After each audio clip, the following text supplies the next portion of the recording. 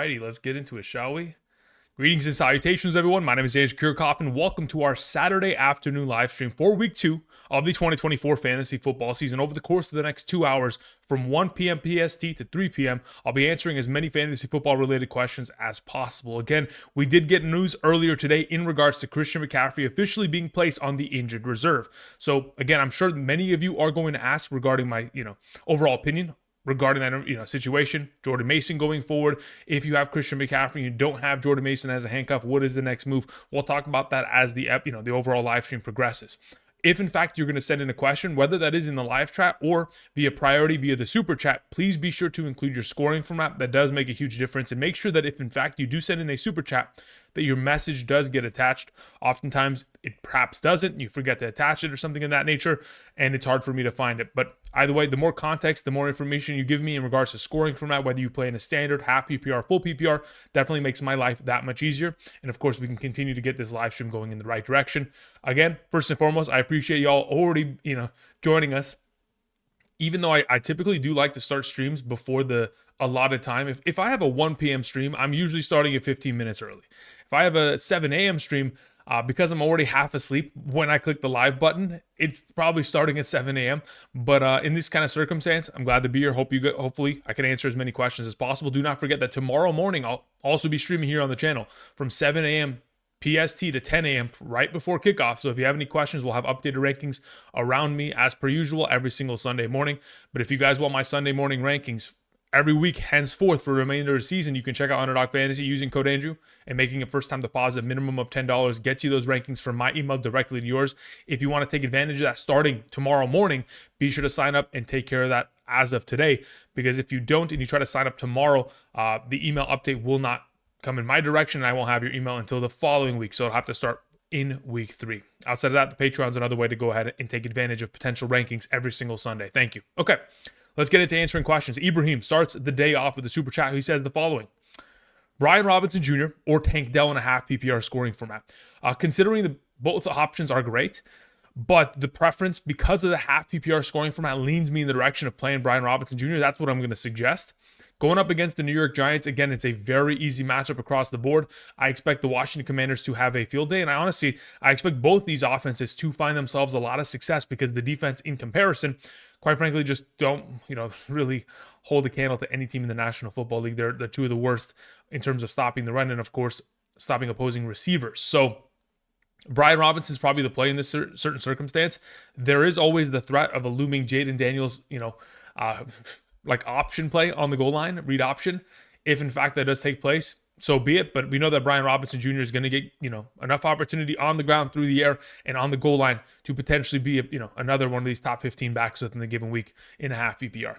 As for your follow-up question there, Ibrahim, he says also Pittsburgh's defense, number 1 this week. No, I don't think they're number 1. Taking on the Denver Broncos definitely makes you a solid defense, but they're not my number 1 rank. Let me go ahead and let me pull up my Patreon rankings as of this morning. So as it currently stands, they're my number 2 defense. Okay, so they're in the conversation, but they're number 2 behind the New York Jets, because what Will Levis did last week in that disgusting interception he threw just leads me to believe that if he's going to do those kind of plays against the Bears defense, the Jets secondary will absolutely expose him even further beyond that. So the Jets are number 1, the Steelers are number 2, the Baltimore Ravens are number 3, Seahawks 4, Chargers 5. So for those of you interested, again, those are defensive rankings. We'll have full expansive top 12 defensive rankings tomorrow morning for those of you who want to swing on by. Thank you again, Ibrahim, for the question. But yes, play the Pittsburgh defense. All right, Eric Sanchez sends in a question. His following question is as such: Hey, Andrew, thinking of trading Christian McCaffrey, this is my current lineup. We have Tyreek Hill, Marvin Harrison Jr., Chris Olave, Michael Pittman Jr., McLaurin. My running backs are Jacobs, Brian Robinson Jr., Jamal Williams, Zamir White, Zach Charbonnet, Jonathan Brooks on the injured reserve. Thinking of selling Olave and thinking of sending Olave and an RB2. So you want to trade for Christian McCaffrey. Considering you didn't mention that you had Jordan Mason, I think this is probably something that you're not capable of going after in this scenario. I think if, for example, you were to give away Olave and, for example, Brian Robinson Jr. to get Christian McCaffrey, I would say fantastic, let's make the deal. But considering you don't have Jordan Mason to be able to recoup any of the value that Christian McCaffrey is going to be missing over the course of the next 4 weeks minimum, you are putting yourself in a very vulnerable position, especially considering your best player is Tyreek Hill, and he doesn't have Tua Tagovailoa, and your second best player would be Josh Jacobs, who doesn't have Jordan Love. So basically, all of your threats would be lesser options already within the system. And then additionally, you're bringing in an injured player that isn't going to help you win right now. Sure, they'll be able to help you in the final 8 games of the season from weeks. Let's see, if the 49ers put him on injured reserve right now, he technically come back in week 6 against the Seattle Seahawks. So from week 6, I know he has a week 9 bye, but from week 6 to 14 prior to the NFL or the fantasy football playoffs, you'll have 8 weeks of Christian McCaffrey, which again, we want to take advantage of, which would be great. But in the scenario that you're painting without Jordan Mason on roster, it's not worth the potential move there, because honestly, if you string together too many losses early here and you're playing in a league in which, let's say it's a 12-team league and only 6 teams make the playoffs, you're going to need 9 wins minimum in order to be able to get into the playoff conversation, if not more, depending on how it kind of pans out. But 8-9 wins is typically the threshold going into the playoffs. So you'll definitely need to string together wins now and later. So I don't know if this is the deal that you need to be making, Eric. Thank you. Okay, let's see. After Eric's question, we had a question that came in from Go Bills, who says, start 2 in a full PPR scoring format: Rachaad White, Montgomery, and Najee Harris. Okay, between the 3, Rachaad White has to play, mainly because of the full PPR scoring format and the fact that they take on the Detroit Lions. Last time out against the Detroit Lions in the NFL playoffs in the second round, had himself a pretty solid game. Again, it really doesn't matter what he's doing in terms of his overall production on the ground. I know he's a highly inefficient running back, and I know that a couple of his starting offensive linemen, I know Godecki, I think their starting right tackle is going to be out. Hutchinson should be a force to be reckoned with within this game, but Rachaad White his main value is rushing touchdowns and receiving utilization. Whatever he does in the rushing yard game is irrelevant. It's all about the receptions he continues to gather up. So Rachaad White is the play. Between Najee Harris and Monty, I think you can go either of the 2 ways. They're both going to be given pretty ample opportunity. They're both going to have touchdown potential upside. One has a better matchup than the other, but I prefer to play Montgomery just because I trust the offense a little bit more in that circumstance. So Monty and Rachaad White will be my suggestion in the currently going into this week, the expected highest scoring game between the Lions and the Buccaneers based on Vegas overall totals. Rob P sends in a question. Thank you, Rob. Rob says, pick one: A.J. Brown, Christian Kirk, or Deontay Johnson. So this is what I'm going to suggest. I would like to try to play A.J. Brown. I understand that earlier today, based on the injury report that I read, let me go ahead and confirm this just so that I'm not speaking out of my ass.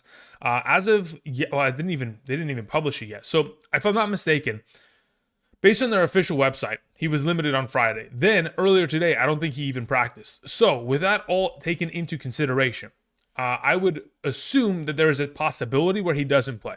We're going to hope that he does. And in the event that he does, fantastic. So if it was me and that was my team, I would give A.J. Brown every last opportunity to get into the starting lineup. So in your scenario here, Rob, I would look to potentially play A.J. Brown. And if in fact he misses on Monday, you need to ensure that you have an option available like Jahan Dotson, Darnell Mooney, or Ray McCloud in order to pivot from one wide receiver to those options. So if it's me, I'm trying to play A.J. Brown. If I need a pivot, I pivot to one of those 3 available options. Of the 3, if I was to pick one, I'd like to take Jahan Dotson as a starter in the absence of A.J. Brown, because he'd be filling into that A.J. Brown role. We know that Jahan Dotson played about 40% of the offensive snaps last week, but with a greater snap share, he'll get far more overall targets and opportunity. But yeah, I try to play A.J. Brown if I possibly could. JBeats14 sends in a question. Thank you, JBeats. Half PPR, gamble on A.J. Brown on Monday Night Football, or play Najee Harris or Jerome Ford. Okay, again, so in the same vein in which I just mentioned my answer to Rob, it's very much so dependent on what kind of a league you play in and what kind of bench availability you have. If you look at your bench and you're like, Andrew, I honestly don't feel comfortable dropping any of these guys, it would legitimately require A.J. Brown to go to the out designation for me to move him to my IR to be able to pick up a player. Then again, you could go and work that path. But again, you need to have an available option in the form of Ray McCloud, Darnell Mooney, and or the preferred Jahan Dotson. But if in fact you don't have that opportunity, there's no IR spot in your league, something of that nature, you would just play Jerome Ford this week and be pretty satisfied with the overall potential of that given play. Thank you, JBeats. All right, Lockie sends in a question. All right, Lockie's question is the following. It says, hey, Andrew, Thoughts on my team in a 12-team half PPR. I currently have Dak Prescott and Purdy at quarterback, Henry, Mixon, Robinson Jr., Charbonnet, Mitchell as my running backs. Mitchell's on the IR. Yeah, it's Keaton Mitchell of the Baltimore Ravens. Debo, Garrett Wilson, Dell, Godwin, McLaurin, Goddard. Okay, very well. Also, who are we flexing between these potential options? Okay, so first and foremost, in a half PPR scoring format of your available options, you've got really good ones. I mean, Brian Robinson Jr., Charbonnet, Dell, and Godwin, I kind of want to play them all.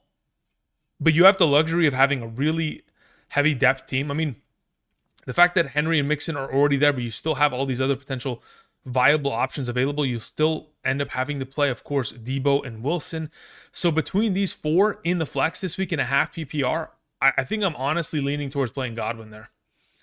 It may be a little bit crazy, but I feel like the Tampa Bay Buccaneers have to throw for this entire game in order to keep up with the Detroit Lions, offense and their firepower itself.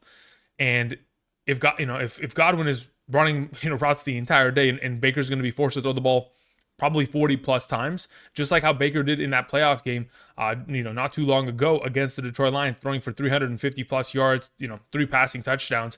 There's a possibility in which Godwin, in the slot position, like we saw, Cooper Kupp last week dominated against that defense of the Detroit Lions. He should be able to find himself a lot of success. So that's kind of the direction I'm leaning in. The second best option in that scenario would probably be Sharps. But otherwise, you got a really strong team across the board, to say the very least. Locky, thank you. Ivan Garcia says, Dobbins or Ford in a full PPR? Typically, I would lean towards playing Ford there, just because of the full PPR format. If it was a half PPR, I'd feel really comfortable going with Dobbins. But considering Ford is going to get a little bit of a higher volume of overall opportunity in terms of receiving utilization, and again, he is still going to be a running back that could very easily touch the ball 20 times per week going forward. I know that Dobbins has got a significantly better matchup in the scenario, but he's also got, has the potential of Gus Edwards in his back pocket. So for now, I'll lean towards Ford in that scenario. But they're both great plays overall. Thank you, Ivan. Jay Holly 203 sends in a question. Thank you, Jay Holly. Trade PPR. Okay, trade. PPR, give Gibbs, Najee Harris, and London, and get Mixon and Devontae Adams. Nope, not interested. I feel far more comfortable with Gibbs and London. I had them both higher ranked to begin the season, and I will continue to maintain that. And the fact that you would also have to give Najee just seems counterintuitive in this scenario. If it was a 2-for-2, I still would go ahead and keep the Gibbs scenario. But considering it's a 3-for-2, additionally, I'd rather keep the Gibbs side of this deal. As for your follow-up, you have Richardson, Jacobs, B-Rob, Ford, Garrett Wilson. Yeah, I mean, all context delivered. I'm keeping the Gibbs side of that deal, Jay Holly. Thank you. That would be my suggestion. All right, scrolling down, we had a question that came in from Big Cat, who says the following. PPR tight end stream for this week. Hunter Henry, Jordan Atkins. We have Kate Otten, Mike Gesicki, or Schoonmaker. Okay, so here's it first and foremost. Don't trust Otten. I don't know if I'm willing to play Schoonmaker in the first week of the absence of Jake Ferguson. I'd almost want to give it a week to see who exactly they're going to, or how much utilization he's going to get within the offense. Maybe he ends up splitting snaps with their other tight end, because when I look at snap counts from this last week, let me go ahead and pull it up as reference. When I look at snap counts for the Dallas Cowboys, as soon as we did end up seeing Jake Ferguson get injured, Schoonmaker and Brevin Spann-Ford both ended up playing 19 total snaps, so 30% each. In the event that they both end up splitting to an extent, it probably wouldn't be to the favor of anybody's fantasy success. So it's basically between, do I want to play Jordan Atkins, Gesicki, or Henry? Typically, I would tell you Henry. Last week, put a pretty bad taste in my mouth, so I'm going to go with Mike Gesicki this week there. Brian Colorado sends in a question. Says, PPR, I was offered Gibbs, Baker, Waddle, and Shaheed for Chase and Montgomery. Okay, Gibbs, Baker, Waddle, Shaheed. Okay, so first and foremost, I don't really care about Baker or Shaheed unless it's a 2 QB league. So basically, you're getting Gibbs and Waddle for Chase and Montgomery. Very well. I have DK, Devontae Smith, Kirk, and Sutton with Kyron, Jacobs, Singletary, and Rico as my running backs. So yeah, I don't know who your quarterback is. You'd have to be in a really desperate position to where you need Baker. As the deal currently sits, I mean, with Waddle and the uncertainty of Tua, I know Chase is going to improve greatly, and I know that Montgomery is going to continue to maintain as an RB2. Personally, I'd probably end up keeping what you currently have, unless you are like, for some reason, in desperate need of a quarterback, which I don't think you should be. Like, let's say you had Tua, or let's say you had Jordan Love. Instead of trading for Baker, just go pick up Geno Smith. Like, his upcoming schedule is pretty clean. And let me see here, Geno Smith. And I'd even venture to say, like, I know Deshaun Watson was terrible in week 1. I know he was terrible.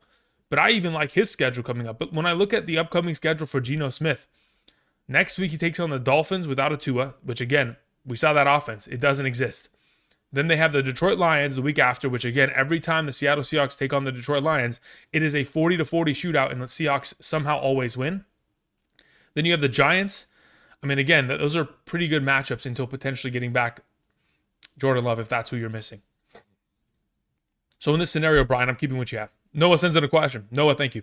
Says Waddle, Worthy, Ford for Evans, Puka, Moss. Waddle, Worthy, Ford, Puka, Evans, Moss. I don't mind getting that Puka, Evans, Moss side. I don't have an issue with it at all. As long as you have enough wide receiver depth. I know you're giving away Waddle and Worthy. As long as you have other depth essentially there that can fill in for the next 4 weeks here until we get the return of Puka Nacua, I have no issue with that. I'll go ahead and make that deal. I'd be happy to get the Evans side. Bug-Eye Buck Nasty sends in a question. Thank you. Says, I'm torn between starting DJ Moore or Neighbors in the flex full PPR. I already have Godwin and Debo starting. Great. Fantastic. Thanks, Andrew. You the GOAT. Appreciate it. Okay. So, Bug-Eye, here's my suggestion. If by the time we get to tomorrow morning, if Rome Odunze and or Keenan Allen, maybe let's say both of them are inactive because both are dealing with injuries going into the given week. If they are both going to be inactive in the matchup against the Houston Texans, I would end up playing DJ Moore there. If in fact both are active and there are more potential weapons and threats for Caleb Williams in that offense, I would then just pivot playing in Neighbors, because Neighbors against the Washington Commanders is the default play overall. The only reason I would ever accelerate DJ Moore ahead of him is if in fact he is the only receiving threat out on that field because of the ultimate injuries that have taken place in just 1 week of football. Auntie Slayer sends in a question. Thank you, Auntie Slayer. Hope you're doing well. Says, I need one flex in a full PPR scoring format. We have Demarcus Robinson, Tyler Johnson, Xavier Legette, Andre Yoshivas, Josh Reynolds, Polk, Naylor, or Quentin Johnston if Palmer is out.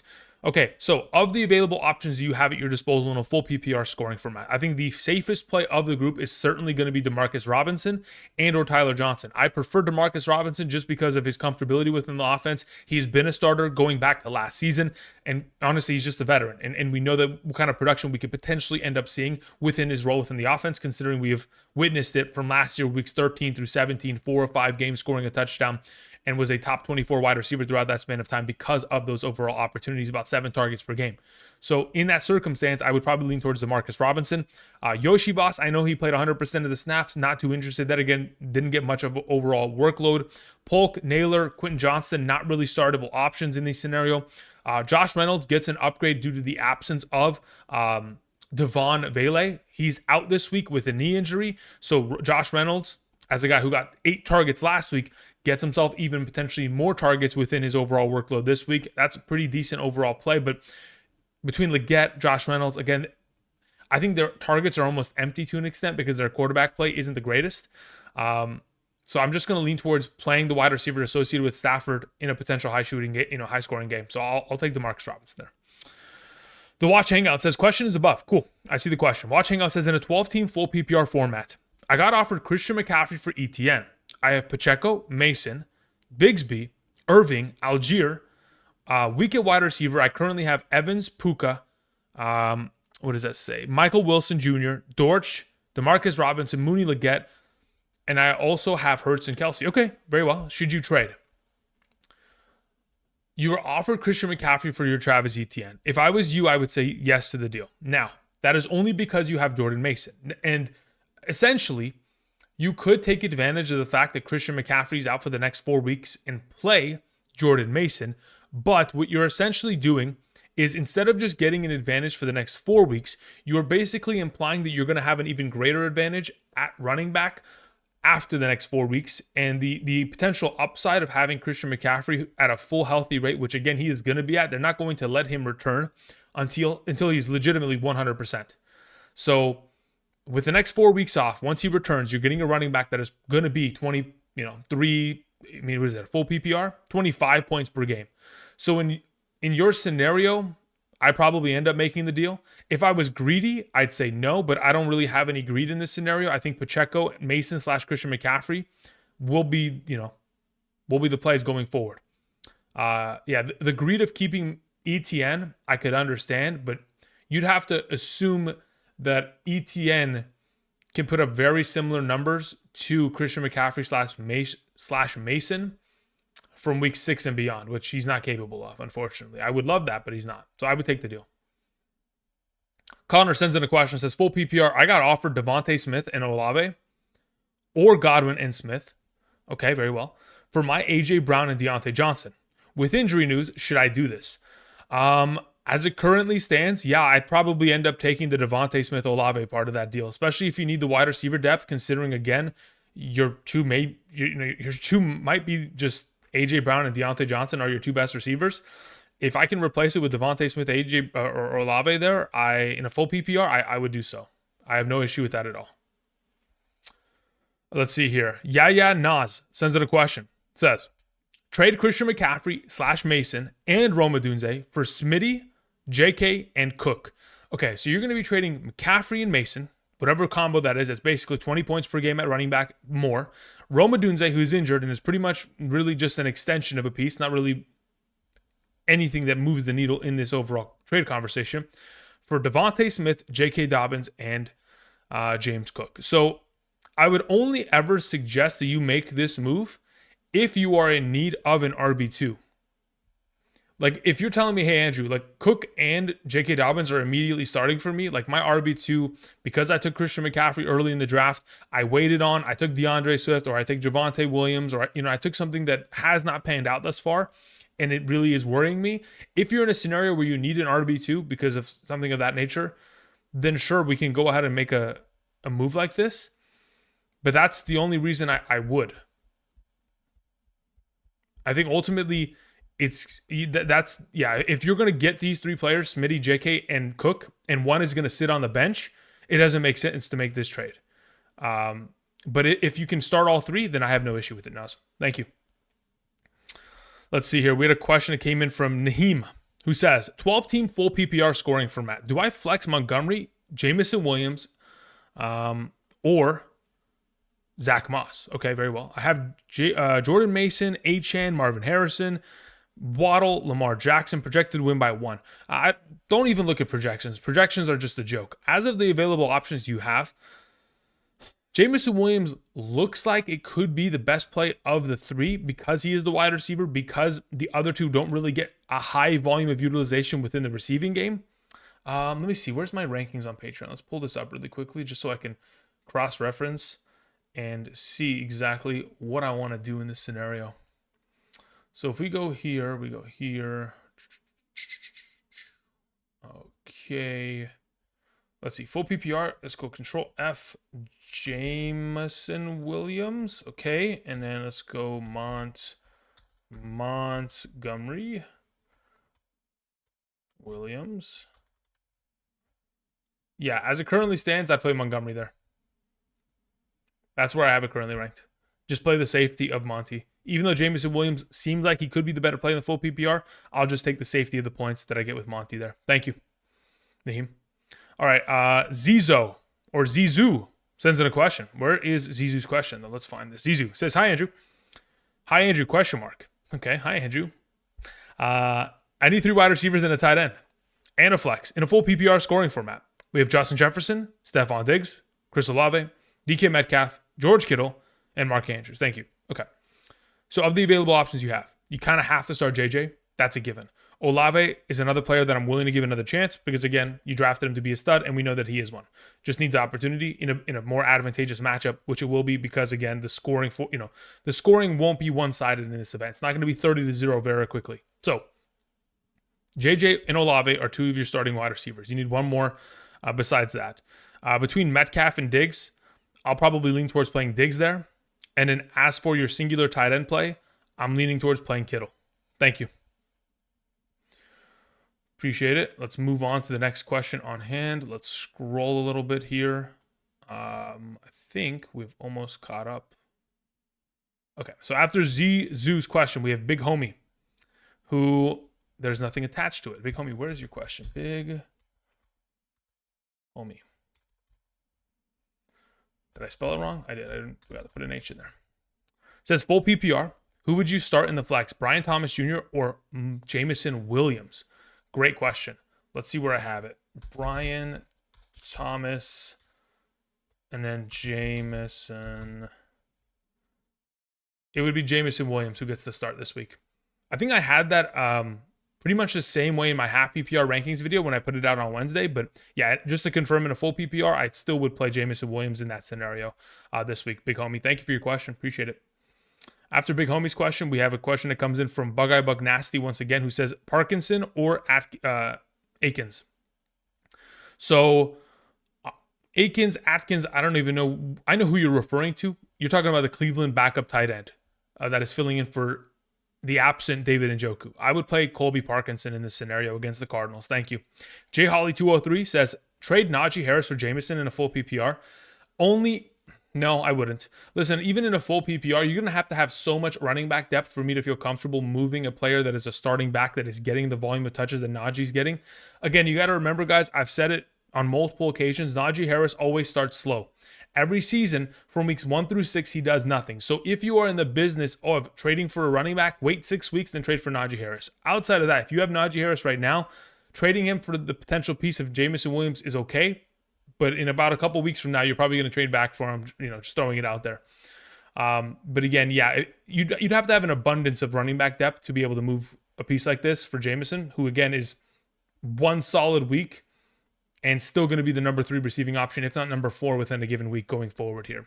Where in this offense, when it's all correctly stacked up, Amon-Ra, Laporta, and the 2 running backs are preferred and will get more touches on a weekly basis than Jameson Williams.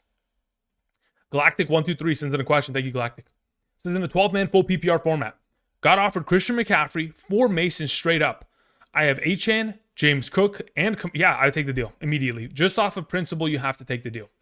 I think it's relatively straightforward. The 49ers are not going to allow Christian McCaffrey to return until he is fully healthy. And whether that takes until week 8, 9, it does not matter. You are looking to try to win a fantasy championship. And you can do so with the absence of a Jordan Mason on your team. Achane, James Cook, and Kamara will be able to fill in until then. You are basically making an investment for the remainder of the season in order to clutch up a championship by the end of it. And based off principle and the value alone, I understand that there's risk involved, but really the running back value that you have in your current circumstance suggests that is probably a move that you should be making. All right, Dustin Arnold sends in a question. Dustin, I don't see a message attached. Let me see if I can find your question in the live chat. Potentially. I do see it now. Thank you. All right, Dustin says, hey, I traded Henry and Waddle for Jefferson. I still have Kyron Williams, Pacheco, Najee Harris, Pollard. Good move. Let's see here. We have Rashee Rice, Matthew Stafford, and Kincaid. And I'm starting Bowers. Okay. So of the available options here, Bowers on the bench. Got it. Okay. Trading Waddle and Henry for Justin Jefferson, I mean, ultimately based on value, like you can compare it to where you're like, I traded my 2nd and my 3rd round pick, or my 2nd and 4th round pick, or 3rd and 4th, depending on what kind of a league you play in, 12 team, 10 team. It's very dependent on that kind of a circumstance. You basically traded let's say in a 12 team league, you traded a 3rd and a 4th for a 1st. Ultimately, it could end up panning out for you. If Tua doesn't return and Waddle's going to be with Skylar Thompson, this deal probably pans out in your favor. But if, in fact, Tua does return and Waddle goes back to being, the guy that's able and capable of scoring 13 to 15 points per game, it could end up hurting in the long run overall. But ultimately, I think, getting the value of Jefferson now before you start to see him put together some 20-point performances after one another, it's pretty clutch at this point. Thank you. Adam Amar sends in a question. It says, trade for Christian McCaffrey. I got Hurts, JJ, Ayuk, Kyron Williams, Brian Robinson Jr., Mark Andrews, Jordan Mason, Pickens, Eckler, Zeke, Brandon Cooks. He has Christian McCaffrey, Pollard, Ford, Moss, Cooper, Nico, and Evans in Stroud. Listen, if you can trade for him, sure. But I would assume that he's probably not going to want to trade Christian McCaffrey. If he does, then you should try to do so. The potential options that you could theoretically throw at him are stuff that I'm not interested in. Like, I'm not interested in trading Kyron Williams straight up for Christian McCaffrey at this point. So unless he's willing to take a lesser deal, you could try to explore that. Maybe, sending Ayuk with somebody else, with Brian Robinson. I don't know.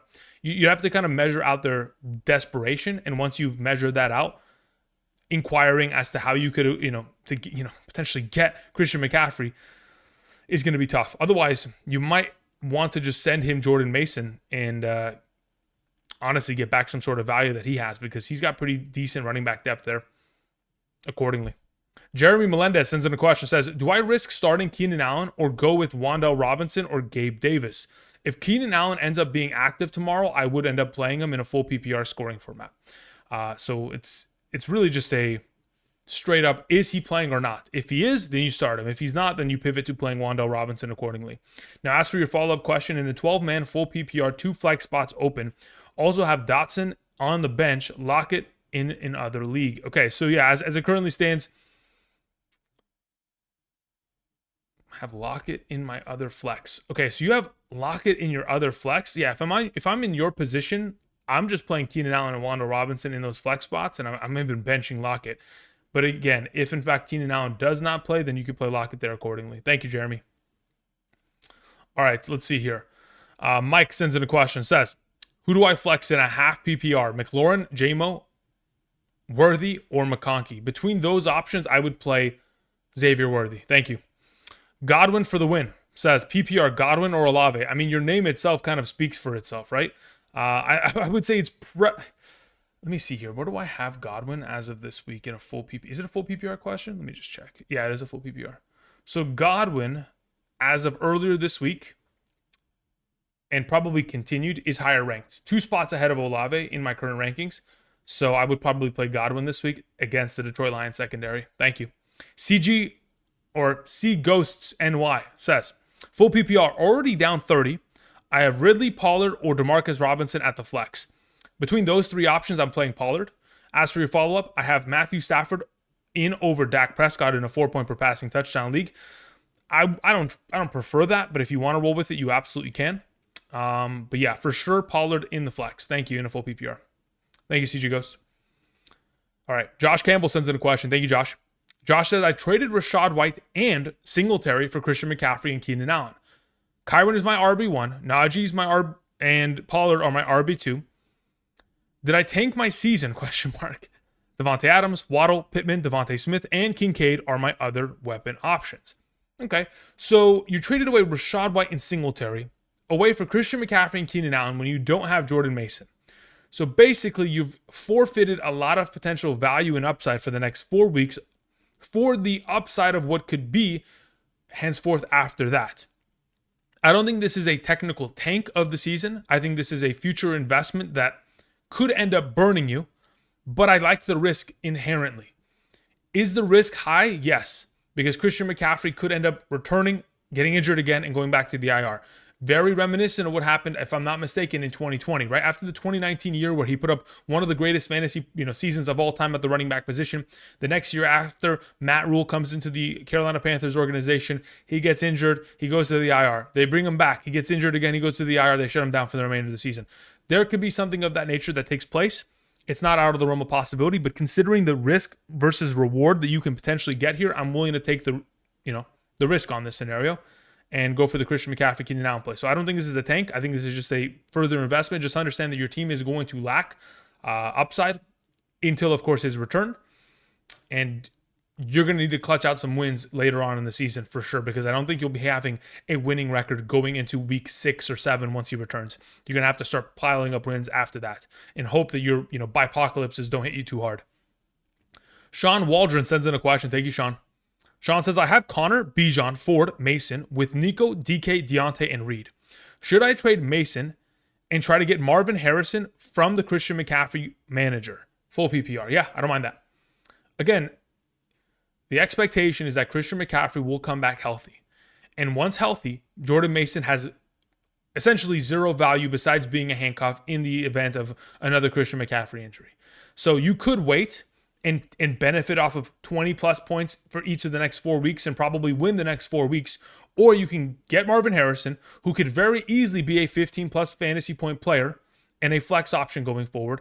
And then additionally, after Jordan Mason is irrelevant, you continue to have Marvin Harrison. So essentially, yes, the deal is proper. I don't mind you getting Marvin Harrison. In fact, I would suggest you do it because you don't have Christian McCaffrey, and you can cash in on the immediate value that Jordan Mason presents in the absence of Christian McCaffrey in this scenario. Fernando sends in a question. Fernando Luna Silva says, "Hey Andrew, I'm in a 12-man full PPR scoring format. Very well. I have Saquon, Connor, Jacobs, Mason, and Moss. Okay, we got pretty good running backs. Should I trade for Christian McCaffrey or stay? My wide receivers are Neighbors and Wilson. Okay, so you have Malik Neighbors and you have Garrett Wilson. Your running backs, you got a lot of depth. You have Saquon, Connor, Jacobs, Mason, Moss. If somebody, when I say somebody, the Christian McCaffrey manager is in absolute shambles, and in a scenario where they're willing to take Josh Jacobs for Christian McCaffrey, you go ahead and you pull that off. But I'm not going to be trading Saquon Barkley away for Christian McCaffrey. I'd rather keep Saquon at this current moment in time. I think, in my rest of season rankings, I have Saquon ahead of him. Essentially because of obviously the injury risk and all that is implied in that scenario. Even with you having Mason as a context, I still keep Saquon. So unless someone in that Christian McCaffrey scenario is willing to take it for a lesser running back, let's go for it. If they'll take like Jacobs and Moss and they'll be happy with it with a smile on their face, then absolutely rob them blind if you are able to do so. Fernando, thank you. Let's see here. To the Max sends in a question. It says, in a 10-team full PPR, who do I pick up on waivers between J.K. Dobbins, Charbonnet?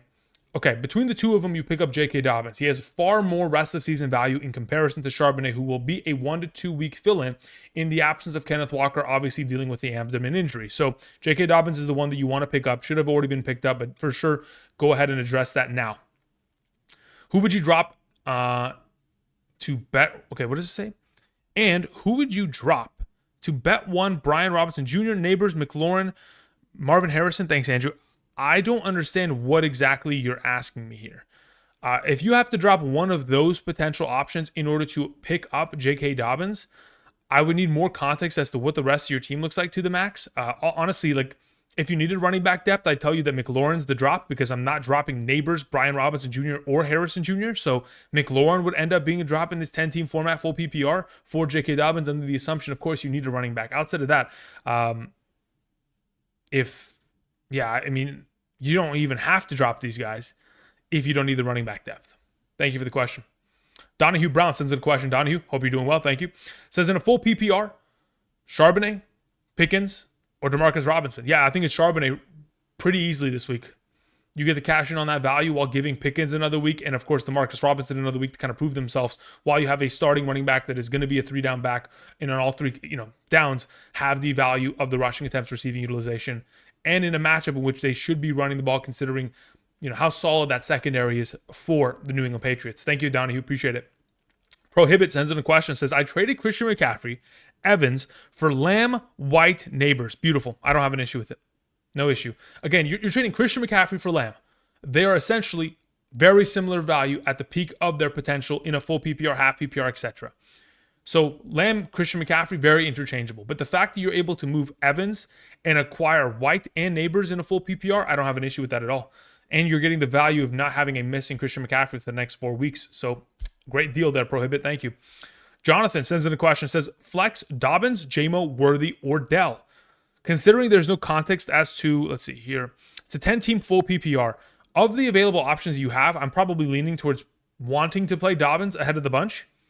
So that's kind of the direction that I'm going to suggest as it currently stands. The next best option in this scenario would probably either be Worthy or Dell before JMO, but for right now, I'm going to lean towards Dobbins. As for the rest of your context of your team, you have Jalen Hurts, Devontae Smith, Waddle, Bijan, Josh Jacobs, and Kelsey in a 10-team full PPR. I'm worried that the Colts stack in the box with no love. Yeah, listen, if it was my suggestion, legitimately, Jonathan, I would tell you to bench Jacobs this week, play J.K. Dobbins in his stead, and then play Worthy or Dell in the flex. That's the way I would run it in a 10-team full PPR. I understand that benching Jacobs, considering the value that you utilize on him, could be tough, but Yeah, in this scenario, I would go the other way. I'd play Dobbins and I'd play Worthy at the flex. Thank you. Nick sends in a question. Says, San Francisco or Los Angeles Chargers defense this week? Let me see who I've ranked higher. As it currently stands via my Patreon rankings, I currently have the Los Angeles Chargers as my number 5 defense and the 49ers as my number 9. So they're relatively close overall. I could justify playing the 49ers because they play against Darnold. It's just, it seems like such an easy matchup to start the Los Angeles Chargers defense, especially against Bryce Young, who seems like, based off week 1's performance, it feels like they didn't improve him at all this offseason. So I'd like to play Los Angeles Chargers defense. If you have San Francisco, considering they're still a top 10 option, it's probably in your best interest to play San Francisco this week, drop Los Angeles, and then try to preemptively prepare for next week's defenses. So if I look at week 3's NFL schedule, just to kind of prepare you, because the Chargers next week play against the Steelers, I guess they could technically be played there, but I don't really feel comfortable doing so. I would be looking to try to pick up and see if the potential options are, like San Francisco next week, who do they play against? Let's see here. They play against the Rams. You could play them against the Rams. Don't love it. But the following week, let's say week 3, you have the Browns versus the Giants. If the Browns are somehow available, you pick them up and you play them. The Tampa Bay Buccaneers play against the Broncos. That's another one that is quite advantageous. I like the Seahawks against the Dolphins in week 3. Again, without Tua, makes it a very valuable potential play there. Additionally, I honestly do not mind playing the Raiders defense against the Panthers, if that's what you're trying to prepare for. Otherwise, you could play the 49ers next week. Thank you. All right, next question. After Nick, we have... we have Steven, who sends in a question that says, in a PPR format, Charbonnet, Mason, or London? Thank you. I would play Mason 10 times out of 10. Thank you. Stefani sends in a question, says, James Conner or Jordan Mason? Torn between the two. Jordan Mason 10 times out of 10. Thank you. Again, guys, I had Jordan Mason ranked as my number 7 overall running back at the beginning of the week. In the absence of Christian McCaffrey, that was the assumption that without Christian McCaffrey, that's where he's ranked. And he will continue to be a top 10 ranked running back until Christian McCaffrey returns. Because again, when you are associated with a high-powered offense that in 2023 led the league in terms of total rushing touchdowns as a team, he is pretty much guaranteed a high volume of touches, the efficiency of running behind an incredible offense in a great scheme and getting himself so much goal line work to where we haven't even seen him utilized within the receiving game. Just wait till Jordan Mason gets his receptions, and then his value continues to even climb in a full PPR further beyond where we currently have him. Corey Hoover sends in a question, says, start Marvin Harrison or Jamison Williams? Marvin Harrison Jr. Thank you. Again, you drafted him to play him. Give him another chance. Trust me, he'll be playing far better in the given week. Daniel B says, team review. What would you do? ? We have Christian McCaffrey, Josh Jacobs, Jordan Mason, Jonathan Brooks, Corum, Jalen Wright, Garrett Wilson, Marvin Harrison Jr., Waddle, Flowers, Reed, Worthy. Quarterback is Richardson, and I also have Hawkinson on my IR. So as it currently stands, considering you have Christian McCaffrey and Worthy, Christian McCaffrey and Mason, I'm not moving either of the two. You're good to go. Jacobs as your RB2 until Brooks comes back, until we get a little bit of a rotation there. Jalen Wright could be dropped if, in fact, you find that you need to have another tight end on roster. You didn't mention any tight ends. You did mention you have Hawkinson, but I don't see any other tight ends on the team. Garrett Wilson, Marvin Harrison, Waddle, Flowers, Reed, Worthy. You've got a lot of wide receiver depth, enough to where you could, evidently move a 2-for-1 deal in this scenario. If you would like, you could take Worthy, Reed, or Flowers with one of Worthy and Reed and try to make a move. Even take Waddle with either Worthy or Reed coming off of a huge week 1 and try to go ahead and get another upgrade at wide receiver, to the extent of where you're trying to go after players that maybe don't have solid week 1 performances like a Devontae Adams, and see if you can bring back talent of that nature. But yeah, you're stacked across the board. No need to make any moves. So yeah, I think you're in a pretty solid spot there, Daniel B. Especially considering you have a quarterback of the caliber of Richardson every week. Sean Gray sends in a question. Says, PPR, I drafted McCaffrey. What running backs would be worth giving up Marvin Harrison for? Was offered Smith and Swift for Marvin Harrison and Olave. No, absolutely not. That's a terrible trade. That's a terrible trade. I would much rather have Marvin Harrison and Olave, and it's not even remotely close. So if you were going to trade away Marvin Harrison Jr., the running backs that I want in exchange need to be players that were essentially drafted around him. Like, I'm trying to still recoup value because I believe he is going to still finish as a top 12 player, or at very least top 15 at the wide receiver position, to the extent to where I believe if you're going to move him, you are going to have to ask for players of the caliber of a Rashad White, of a Alvin Kamara, Isaiah Pacheco to an extent, Josh Jacobs. Those are the players that I essentially want. The lower end wider or RB1s from this, kind of PPR draft cycle as compensation. Okay, Zishan Ali sends in a question. Says, Baker or Burrow this week? I'd feel way more comfortable playing Baker against Detroit secondary in comparison to Burrow without T. Higgins, with still not 100% Jamar Chase. And quite frankly, Burrow doesn't look 100% himself, and they always start slow. So in this scenario, I think Baker's just a safer and more upside play within the given circumstance here. Thank you for the question, Zishan. J-Bo sends in a question. Let's see here, J-Bo. Where is your question, J-Bo? J-Bo says, I need a running back badly in a 10-man PPR league. I trade Drake London and Jaden Reed. I get Rice and DeAndre Swift. Should I do this? Damn. I don't love it. Look, I do believe that Rashee Rice evidently has potentially more value than Drake London rest of season in a full PPR format. Now, going from Jaden Reed to DeAndre Swift is a major risk, essentially because Jaden Reed is going to be the wide receiver one rest of season once Jordan Love returns. And considering they didn't move him to the injured reserve, there is a possibility in which, of course, he comes back I would say 2 to 3 more weeks from now, if we're lucky, maybe by week 4. And if he does, giving away Reed for DeAndre Swift sucks. So I would look to try to get somebody else as that RB, if potentially available. Just to throw out a couple names. Let's go ahead and let's see here.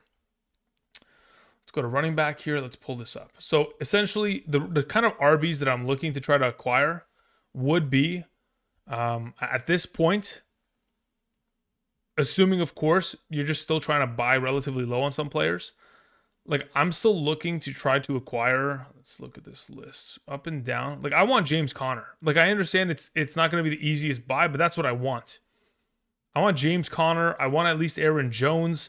I want somebody that's more valuable than a DeAndre Swift, essentially. Not greatly, but as it currently stands, with so much uncertainty with that Chicago Bears offense, considering how horrible they looked in week 1, that's the kind of stuff that I would want in exchange. Thank you, J-Bo. Hippo Shack says, Allen Lazard or Tyler Johnson in the flex this week. Between the two of them, I feel more comfortable playing Allen Lazard.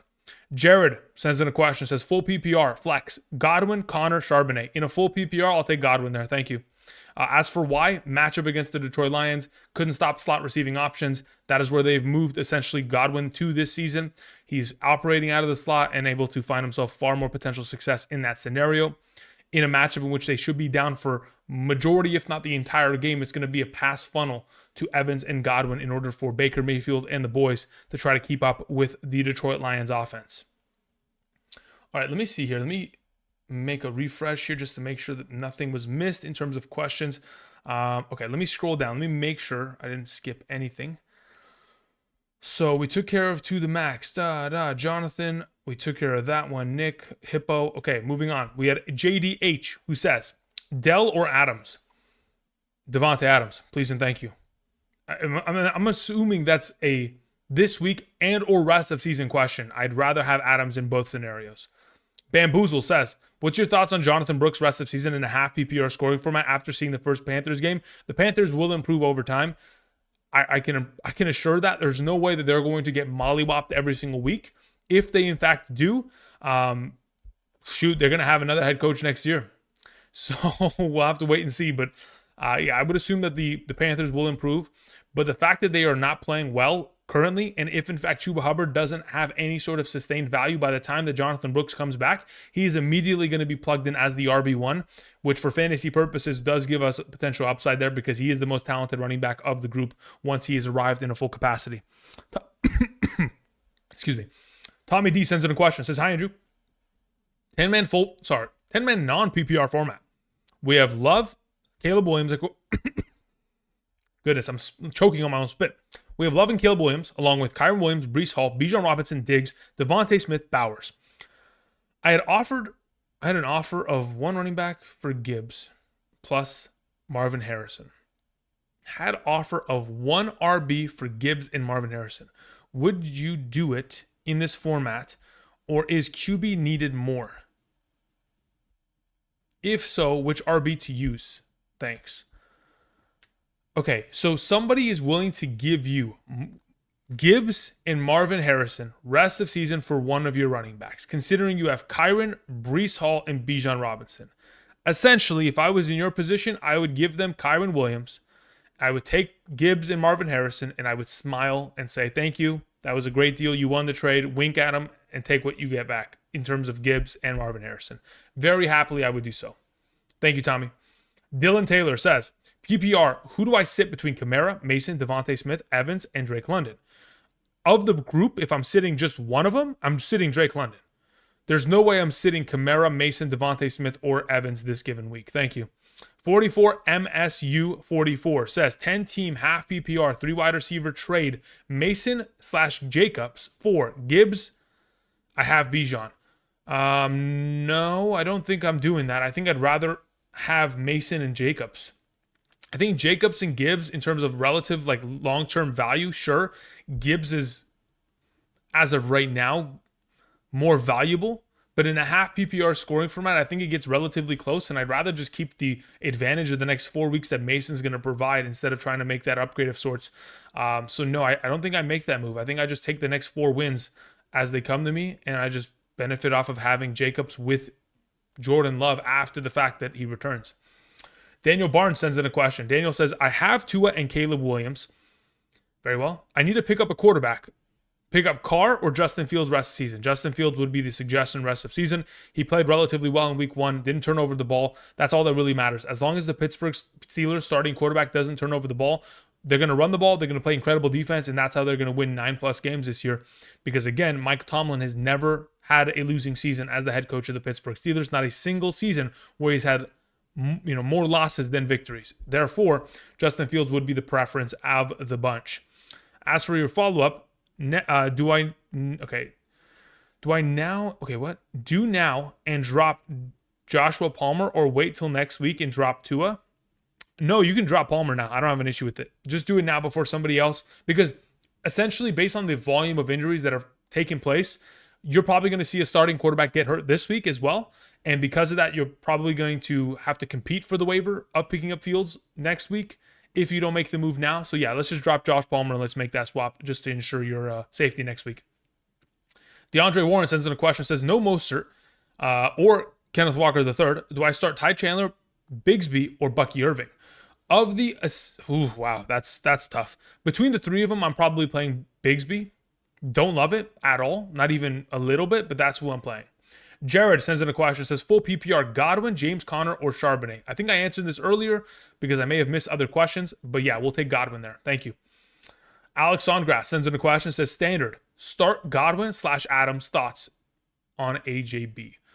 Okay, between Godwin and Adams, I think that I have them ranked back-to-back. Let me see where I have them in a full PPR. Essentially, in a full PPR, let me scroll this over. Godwin is there and Devontae Adams is there. Yeah, I have Devontae Adams slightly ahead of him. But they're both very close in terms of overall value, to the extent to where I feel comfortable playing Godwin over Adams or vice versa, considering they're in the same tier. But in a standard scoring format, considering you need that touchdown upside, I think I just end up playing Godwin. I don't know how much touchdown upside relative Adams has. I think he's more of a PPR reception and yardage guy this week. I'd hope for the touchdown, but against the Ravens is a little bit difficult. But as for thoughts on AJB, unless you have a potential pivoting option on Monday night, or a potential option that is significantly better to where you can just safely play. Like, let's say, for example, I had AJB on Monday, or I could play Godwin this week. I'd just play Godwin, and I wouldn't even risk waiting for AJB on Monday night. Now, if you don't have the luxury of having that much depth at wide receiver to where you can essentially accomplish something like that, you are looking for the potential of Jahan Dotson, Darnell Mooney, or Ray McLeod to be available on the waivers. And if in fact they are, you could swap them once A.J. Brown gets to Monday night. And if given the out designation, you move them to IR and you essentially pick up one of those 3 and play them. Thank you, Alex. Moving on to Nicholas Thompson's question, who says, Okay, 12 team, half PPR. We have Josh Allen, Baker Mayfield at quarterback. We have running backs Hall, Cook, Allen. Okay, very well. Chase Brown, Bigsby, along with Ayuk, Kirk, Palmer, Adunze, Kincaid, Andrews, and the Ravens defense. And my kicker is Jake Elliott. So as it currently stands, don't really think you need Mayfield. I think the Bills also have a bye week in week 11. So, like, you're not going to need the backup of Mayfield unless you want to utilize it as trade bait, which you certainly can because, again, the last 2 seasons of the National Football League have consisted of the most quarterback injuries of all time and the most unique starting quarterbacks on a per season, total basis. So, in that circumstance, I don't mind having Mayfield as the trade bait. As for your running back depth, again, when you have Hall and Cook, you're in a pretty solid position. You mentioned Allen as a running back. Who the heck is Allen? Because the only Allen I know is Keenan Allen. So I don't know who you're referring to as to Allen at running back, but I think you may have mistyped that scenario or it autocorrected in this situation. But you have Chase Brown, Bigsby, Ayuk, Kirk, Palmer. Yeah, I mean, look, I don't love your wide receivers. That's really your weakness. So if you're looking to trade bait, you go to the Tua manager or the Jordan Love manager. Say, hey, I got Baker Mayfield here, nice and pretty. Give me a wide receiver, and that's how you're going to improve your team. Otherwise, you're probably in a situation where you are waiting to figure out between Kincaid and Andrews who's going to be your rest of season guy and then trade the other for a wide receiver because that is your biggest need going forward there, Nicholas. Thank you. Connor sends in a follow-up, says, no, I already have Tank and Ayuk as well. Okay, Connor, let me go ahead and let me find the context to that statement with your prior question. Let me scroll down here. So Connor says, PPR, I got offered Devontae Smith and Olave or Godwin and Smith for my A.J. Brown and Deontay Johnson. With injury news, should I do this? Okay, so Connor, considering you've now given me the context of the fact that you currently have Tank and Ayuk, am I still taking that deal? You have Tank and Ayuk, you're being offered Devontae Smith and Olave. You don't technically need the wide receiver depth, but is it a major downgrade? No, I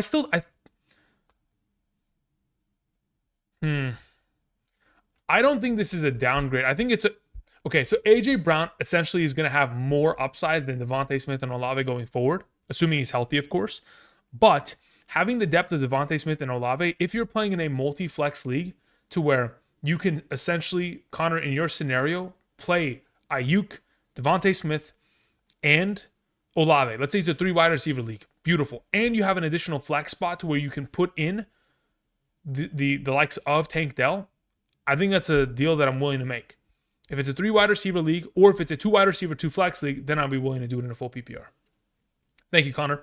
Nick Walker says, trade Waddle for Jefferson or Rice. Wait, trade Waddle for Jefferson or Rice due to Tua injury. If you can somehow manage to figure out a way in which you can give Waddle and someone is going to give you Jefferson or Rice, do it now, do it quickly, and do not turn back. Leave this chat right now and go do it, and then come back once it's accomplished so I can shake your hand firmly. Thank you. Steven sends in a question, says, start one in a full PPR. We have Charbonnet, Mason, and London. In a full PPR, we're playing Mason there. Thank you, Steven. James Conner. Okay, this is a question from Stefani. I think we already answered this one. Damn, I missed a lot of questions, huh? I essentially did. I think I caught up to them, though. I think I did. Okay, cool. So we took care of Stefani's question. Now we go to Corey Hoover, who asks, okay, we took care of Corey Hoover. We're playing Marvin Harrison Jr. there. We took care of Daniel B. We took care of Sean Gray. We took care of Zashawn, J-Bo, Hippo, Jared. We go to James G., who said he was offered, okay, PPR. Hey, Andrew. Christian McCaffrey, owner, offered Christian McCaffrey and JSN for Mason and Marvin Harrison Jr. Countered with White and Marvin Harrison for Christian McCaffrey and Olave. Okay, so hold up. The Christian McCaffrey manager is willing to give you McCaffrey and JSN for Mason and Marvin Harrison, which we don't want to give away Mason if we're getting Christian McCaffrey. So essentially you countered with you giving up Rashad White and Marvin Harrison in order to get Christian McCaffrey and Olave in exchange, which in that scenario, I have no issue with. I'll take the deal. if that is the context. Thank you. Ocho sends in a question, says, drop Jalen Wright with Miami backfield and pick up Charbonnet. Yes, if you're going to utilize Charbonnet within this week, I think that's a great overall pickup and play in this scenario. He's my hidden gem of the week. We mentioned it on Monday in terms of waiver wire pickups, in terms of, hey, there's always the possibility that Kenneth Walker could miss. And in the absence of Kenneth Walker, we want to have the lead running back of a Seattle Seahawks offense, considering how much value that can in turn have. So yeah, let's make that swap. So Sean follows up and says, give up Ayuk and Kenneth Walker for Marvin Harrison and Rachaad White. I don't have an issue with that in a half PPR. If you prefer, yeah, I don't have an issue with it. I think that's, in my opinion, based on preseason value, Marvin Harrison and Rachaad White have better value going forward. Dragon Slayer sends in a question, says, league vetoed Pickens, Mason, and Prescott for CMC. Hold up. So okay, in a bubble, okay? Again, I will continue to, I will die on this hill. Leagues should never veto trades unless there is legitimate collusion. And at that point, if you collude in a league, you're getting banned. So anytime that y'all tell me that, hey, my league vetoed this or that, I'm sorry, it sucks. You just got to play in a better league. Like, you got to play in a league where everybody is responsible, everyone knows the value of players, and everyone can be trusted to, make trades and not be babied on a commissioner or a league vetoed, vote. Additionally, the leagues that I play in, the leagues that I commission, like, obviously I have the most knowledge and understanding of fantasy, so it's super easy for me to look at a trade and know when it's a collusion and know when it's a legitimate trade. I have not vetoed a trade since 2018 in my home league. Like, it has been that long. It really doesn't take much to be able to understand the values of players and understand that trades like this are perfectly fine. But hey, if it happens, it happens. Connor Shop sends in a question. Says, flex Marvin Harrison or Zach Charbonnet. I have Murray as well. If it's a full PPR, I'll take Marvin Harrison there. If it's a half PPR, we could play Charbonnet relatively safely. Jamal Smith says, howdy. In a full PPR, I need help with tight end. We have Bowers or Likely this week. I mean, you might want to play both, but technically you can't.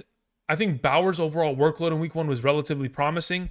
I think Likely is probably the momentum play. But in this, do I want to play him over? Let me go check my rankings real quick. Where did I have them in a full PPR? Where's it? Patreon rankings, week 2, tight end. I had Bowers ahead of Likely. Yeah, if you want to play Likely, I don't have an issue with it. They're both in the same tier. I think they're probably going to have relatively similar value in terms of receptions and yardage. I don't know if either of them score a touchdown. I guess there's technically upside in doing so, whether it's garbage time for Bowers or primary, lead-making touchdown for Likely. But I think they've got relatively similar value as it currently stands for the given week. Thank you. As for the next question here in this scenario, I have Godwin, Olave, Ayuk, and Dell at wide receiver. Got it. So yeah, in this scenario, in a full PPR, I would probably, if it's my team, do I play Bowers? He had the 3rd most targets amongst all tight ends last week, only behind McBride and Likely. In garbage time, is it going to be worth it? In a full PPR. I think I probably play Bowers there. And then again, between Godwin, Olave, Ayuk, Dell, I'm probably playing Olave, Godwin, and Ayuk of the 3 out of the 4, Jamal. Thank you. WRM sends in a question. Says, PPR, I got Josh Allen, Cooper Kupp, Jamar Chase, Jonathan Taylor, James Cook, Pitts, Godwin, Diggs, Worthy, Mason, Corum. Trade James Cook plus Diggs for Marvin Harrison and Christian McCaffrey. Considering you're a Mason manager, you're willing to give away an RB and wide receiver that caliber. You get Marvin Harrison. Yeah, I don't mind that. That's fine by me. No issue there. Also, pick 2, Godwin, Worthy, Diggs. I'll probably play Godwin and Diggs there this week. Thank you. Cinco2X says, do you think A.J. Brown plays on Monday? Probably not. If I was to guess, if you don't practice on a Saturday, when the game is on Monday night, typically, based on my experience for doing this for quite some time now, typically if you do not practice on Saturday, it often means you are not going to be ready by Monday night. So in that scenario, I would assume he probably does not play. I could end up being wrong, but again, that is my assumption. You know what happens when you assume, you make an ass out of you and me. Anyway, so in this scenario, if you have alternative options, let's go for it. Now, as for your current question, Charbonnet or Stevenson, I'd probably lean towards Stevenson there, and then Charbonnet and Brian Thomas Jr., I'll play Charbonnet. So both the running backs in that scenario there, Cinco. Thank you. All right, let's see here. Torres Fitness says Stafford or Brady this week. Or sorry, not Brady. Burrow. I saw the B and I just immediately, I don't know. Listen, man, could we get Brady back, please? Come on. Anyway, Stafford or Burrow this week. I would play Stafford. Regardless of the fact that you have Cup, that context is irrelevant to me. I'd just rather play the better of the two, and as of right now, it is Stafford. Thank you. The real Franklin sends in a super chat, but there wasn't anything attached to it, Franklin. Let me see if I can find your question. Franklin says, in a 12-man full PPR league, my lineup at the moment is Baker, Montgomery, Taylor, Garrett, Zay, DK, Laporta. Flex is Godwin, with Bass and the Seahawks as my defense. Yeah, I don't have an issue with that. No concerns really at all. Baker's solid play. Montgomery's going to be great. Taylor's good against the Green Bay Packers run-stop defense that was non-existent last week. Garrett Wilson should have himself probably a very similar game, but hopefully touchdown upside. Zay Flowers could end up being someone that fizzles out because they take a major league, but hopefully he is going to be in line with the overall opportunity. Without any context of what else you have available, I don't really have any issue with your roster. I think, again, it's a pretty solid team across the board. It's not like you're asking me, hey, should I be playing Lazard? Like, you're not in one of those scenarios, Franklin, so you're in a pretty solid spot. No offense if you're starting Lazard. It's not really your fault. It's just a matter of your team not being healthy at the moment. Let's see here. BG says full PPR flex, one pick, Ramondre or Neighbors. In a full PPR, okay. The safer play, usually, is to play the running back that gets a high volume of overall touches, typically. But in this scenario, given the matchup against the Washington Commanders, I will take Neighbors in a full PPR format. DeAndre Warren sends in a question, says, you skipped my question, lost my running back this week. Where is your question? Let's see here. Let's scroll down here, DeAndre Warren. DeAndre Warren says, no Mostert, Kenneth Walker, start Ty Chandler, Bigsby, or Irving. Yeah, I think I skipped it earlier, but then I was able to go back to it once I figured out that I ended up missing that question. So yeah, in your scenario, scrolling back up to see the rest of your question, lost my running backs this week. Yeah, so in the context, I will probably just play Tank Bigsby there. Thank you. Jonathan Santiago sends in a question, says, in a 3-wide receiver league, I got Adams, Wilson, Ayuk, and Worthy. Would you start Worthy over Ayuk? Also, running backs currently are Gibbs, Brian Robinson Jr., Dobbins. Sit one of them, or should I flex Dobbins? Very well. So in this scenario, with Adams, Wilson, and Ayuk and Worthy, Adams and Wilson are your number 1 and 2 wide receivers. That's done. As for your running backs for this week, you have Gibbs, Brian Robinson, and Dobbins. I would play Gibbs and Dobbins. So then it's a matter of, are we playing in this? Oh, it's a 3-wide receiver league. Yeah, you play Ayuk there, and you play. Yeah, okay. So let me check this out really quickly. Brandon Ayuk. I'm actually curious. What is his deal? Okay, so the question is going to be, based on the rest of today, after I'm done streaming, I'm going to obviously re-rack my rankings to an extent to where I'm obviously going to do a little bit more research regarding injuries and stuff like that. But I also am going to have to figure out what exactly they're potentially going to have in terms of a workload for Brandon Ayuk. If it's going to be similar, once again, in terms of a limited nature of usage, I mean, he did fully practice. It wasn't a matter of him not practicing. It's just a matter of, is he at 100%? If he's not at 100%, I'd rather just play Adams, Wilson, Worthy, and then run Gibbs, Robinson, and flex Dobbins in this scenario, and then just leave Ayuk for another week just to kind of wait and see. But by the time we get to tomorrow morning, if I have Ayuk highly ranked, and you swing by Jonathan and he's in my top 20 rankings of wide receiver, which he essentially could be, then at that point, you're benching Worthy. Thank you. Edward sends in a question, says, I feel Terry should old start over Drake or Flower. Okay, so a little bit of broken English here, but I'm essentially understanding you're saying that you want to play Terry McLaurin over Drake London or Zay Flowers. I wouldn't play him over Drake London. I'd be okay playing him over Zay Flowers if you felt comfortable doing so. Thank you. MIGZ sends in a question, says, pick up Fields, drop Palmer. Have Dak Prescott in a 14-man half PPR. Yeah, I mean, again, if you want to pick up Fields in order to ensure that you have a backup quarterback in the event of an injury, then I don't have an issue with that at all. James G sends in a question, says, hey, you missed my super chat earlier. James, did I miss it or did I end up getting to it? I think I ended up getting to it. Christian McCaffrey manager offered, yeah. So it was the Christian McCaffrey Olave deal. Yeah, you would take that. Hopefully you heard that and we're good to go. Thank you. Yolm Corey says, question above. Thanks, Andrew. Okay, Yolm, let me see if I can find it. Yolm Corey. Yolm, is there anything Yolm related in here? Yolm, do me a favor. type in the live chat, because by the time you sent that and what the chat currently consists of, I don't see your message. So yeah, type in the live chat when you can do me a favor and repeat that message. Thank you. Dave sends in a question, says, trade Lamb and Rashad White for Chase and Mason? No. Again, I would need more context on the question. If you're telling me that there is, like, you have McCaffrey and Lamb on the same team, I'm asking, why is that even a thing? But in this scenario, no, we're not making that trade. We're keeping Lamb and Rashad White. Unless, more information is presented to the jury. JDH says, Bigsby, McLaughlin, Irving, Chandler on the waivers. Which is the priority? My priority is McLaughlin 10 times out of 10. I don't want to deal with any of the other guys. McLaughlin's the guy that I want because I know he's going to get consistent touches and the most valuable touches at running back, which are receiving workload. So going forward, McLaughlin's the number one priority there. Nathan says in a question, says, should I trade for a new quarterback? I have Williams and Herbo. Technically, I think you could survive off of both of them, but it just depends on what kind of legitimate value you have to give up for a quarterback.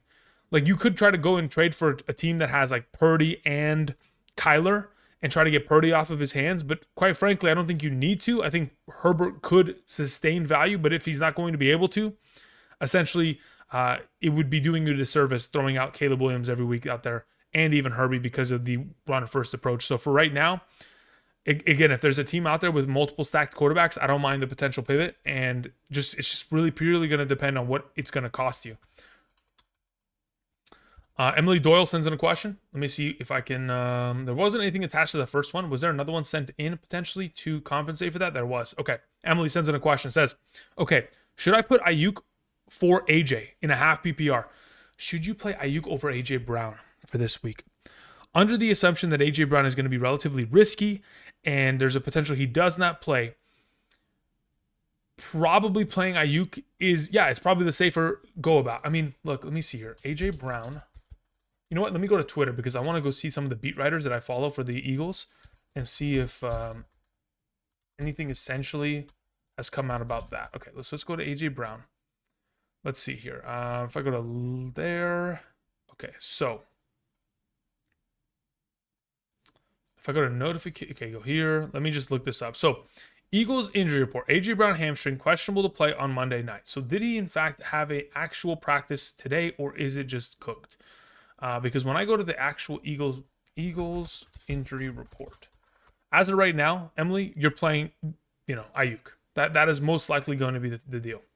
So, okay, misses practice. Let's see. This is 1 day ago. This is 4 hours ago. Let's see. Is this a credible source? AJ Brown was not initially spotted in Saturday's practice. Eagles coach Nick Sirianni told reporters on Saturday that Brown's hamstring got a little tight on Friday, so they wanted to be cautious with him. Sirianni expects Brown, who is a limited participant Friday practice, to be limited again. Perhaps Brown was getting treatment and could not practice at some point today, but he might get the list of did not practice on the official injury report if Brown can't play. Okay, that's all speculatory afterward. Okay, yeah. So as it currently stands, if he's getting tightness on a Friday and it's re-aggravating to an extent, I don't expect him to play. Just roll with Ayuk there. That's the safest of the bunch.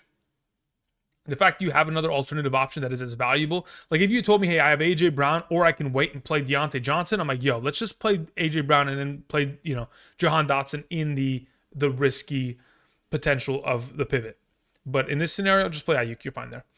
Thank you for the question. CJo2 says, Madison or Jaylen Warren as my RB2 half PPR. I would play Madison this week. Thank you for the question. Luis Castillo says, in a standard 10-team league, have Zeke, Etienne, Kamara, Mason, and Christian McCaffrey on the injured reserve. Weak at wide receiver currently with Dell, Worthy, Sutton, Kirk, Ridley, and Lazard. Think I should trade Christian McCaffrey for a wide receiver or ride it out? If I was you, I'm not trading Christian McCaffrey for a receiver. I'm trading Kamara for a receiver. You're playing in a standard scoring format where you get 0 points per reception. In this kind of a scenario where you can start Etienne and Mason until the return of Christian McCaffrey, your wide receiver value should be upgraded using a player of the caliber of Kamara, which again, you should be able to get a pretty valuable wide receiver in return. Go for Mike Evans. All right, Ankit Patel sends in a question, says in a full PPR, start 1, Gus Edwards, Christian Watson, Joshua Palmer, Greg Dortch, or Adam Thielen. Of the potential options in a full PPR scoring format, I have no interest in Christian Watson, nor in Thielen, nor in Palmer because of the injury. So then it goes to Dortch or Gus Edwards, and between the two, I'd rather play Dortch. We move on to Ticketmaster, who sends in a question and says, I have Josh Allen, Mixon, Brian Robinson, Waddle, Garrett Wilson, Kelsey, Xavier Worthy. On my bench, I have Tank, Keenan, Higgins, Jacobs, and Zeke. Do I trade Tank Dell for Rashad White or upgrade wide receiver? If you could trade Tank Dell and get Rashad White in return, you should instantly do it, and there should be no hesitation. That would be a fantastic move in this scenario to solidify your RB2 going forward, especially if you play in a half full PPR format in any circumstance. Now going forward, obviously, wide receiver with Waddle is going to be a little bit sketchy, but you still do have Keenan Allen and Higgins there. So in my humble opinion, moving Tank Dell to get Rashad White is great because at that point you can play Mixon, technically Jacobs, and Rashad White, and then utilize Brian Robinson Jr. with Waddle to potentially go and make that wide receiver upgrade, trading 2 for 1. Thank you, Ticketmaster. Let's see here. Neighbors season 5210 sends in a super chat and says, in a full PPR, 2 wide receiver, 2 running back, 1 flex league, I got to figure out who not to play. Out of the following, I have Neighbors, Adams, Wilson, Connor, JK, and Mason. So as it currently stands, the way that I would approach and I would start this team if it was mine, at wide receiver, I'm probably ending up in starting. Wow, this is going to be tough, but I know what I'm doing. In a full PPR, I'm playing Neighbors and Adams as my wide receivers. I'm playing Mason and Connor as my running backs, and I'm starting Garrett Wilson at the flex. I'm benching J.K. Dobbins this week. That's a tough play, but in this circumstance, considering all the luxury players you have, that's the way that I would approach it. Team Panda says, in a half PPR, I have Christian McCaffrey, Achane, Connor, Brooks. Should I trade Achane for Pacheco and Mason? Yes, I would. Considering you have Christian McCaffrey, the ability to get Pacheco, which again is technically a downgrade to Achane, assuming, of course, Tua returns. If Tua doesn't return, that whole running game is shambles. That's all I'm going to say for now. Shambles. I would make the deal if I was you. Bruce Cowdery sends in a super chat, says, what's your thoughts on a full PPR flex? Naylor, McConkey, or Najee? Considering the full PPR format, I'd feel most comfortable rolling with McConkey in that scenario. That's the direction I'm leaning in. McConkey 1, Najee 2, Naylor 3. If Najee could get more receiving utilization, I'd be excited there. But again, Jalen Warren, Cordero Patterson, the rushing quarterback, all of those variables lead to the idea that is probably not going to exist. Therefore, it's a McConkey play there. Xavier W sends in a question, says, play ETN, Moore, Godwin, or Mason in a full PPR. I have 1 wide receiver, 1 flex. Also, drop Brown. I'm so confused as to what that question is. Hold up. Play ETN, Moore, Godwin, or Mason. So if I'm picking one of those options, I'm playing Mason. As for your follow-up, 1 wide receiver / flex. Okay, so let's say, for example, I'm playing 2 of these players. I'm playing Godwin and Mason as your wide receiver and your flex. Done. Also, drop Brown. So when you say drop Brown, who are you referring to? Because we're definitely not dropping Amon-Ra or AJ Brown. Therefore, I'm assuming that you're alluding to Chase Brown, because unless you're talking about the Browns defense, that's the only other Brown that I could think of off the top of my head. So in your scenario, under the assumption it is Chase Brown, no, we're not dropping him yet. And yeah, that should pretty much answer your questions. Good to go. Thank you, Xavier. Vinny sends in a question and says, Josh Jacobs, Stephon Diggs, Brian Robinson Jr., pick 2 in a full PPR. In a full PPR this week, I'd probably end up rolling with Diggs and Brian Robinson Jr. If Jordan Love was playing, I'd love to throw Josh Jacobs out there. I just don't know if I can stomach it with Malik Willis at quarterback, and of course the Indianapolis Colts stacking the box the entire game. Chriso.2 says, should I trade Montgomery for Puka? Under the assumption that you have enough running back depth to be able to sustain a hit of the caliber of Montgomery. Again, you got to understand Montgomery is an RB2 rest of season. Last season finishes RB13 in the, even in the back end of the year, where him and Gibbs were splitting touches on the goal line and throughout drives. The guy was still averaging 13 fantasy points per game. So if you're willing to give away a 13-point running back, essentially, for a player that is going to be on the IR and has the risk of even returning back to the IR if this knee injury does not heal properly, if you can sustain it because you have so much running back depth, sure. Otherwise, no. Ocho sends in a question, says, hey, Andrew, in a half PPR, I have wide receivers consisting of Lamb, Rice, locked in. I need 1 flex between Nico Collins, Godwin, Williams, Worthy, and Charbonnet. Of the group, I think it's impossible not to play Nico Collins every week. At this point, as much as I like Godwin, I like Nico Collins that much more in the given week. So we'll take Nico there out of the group. Also, Murray and Daniels. Between the two of them, I'd rather play Jaden Daniels, especially against the New York Giants defense. And then for the final question, Stroud or Goff, I'll take Stroud there. Thank you. Mark Q sends in a question, says pick 3 in a non-PPR. Derrick Henry, Barkley, Jacobs, Mason. Between the 3, I'm playing Mason, Barkley, and Henry. Thank you, Mark Q. Aaron Lee sends in a question, says my Rashad White for Rashee Rice. I have Kyron, Etienne, and Connor. If it's a full PPR scoring format, I'm perfectly fine with the deal. If it's a half PPR, I probably would look for another wide receiver in compensation in comparison to Rashee Rice, because really he is a PPR fiend considering he's going to be the number 1 receiving threat of that offense going forward.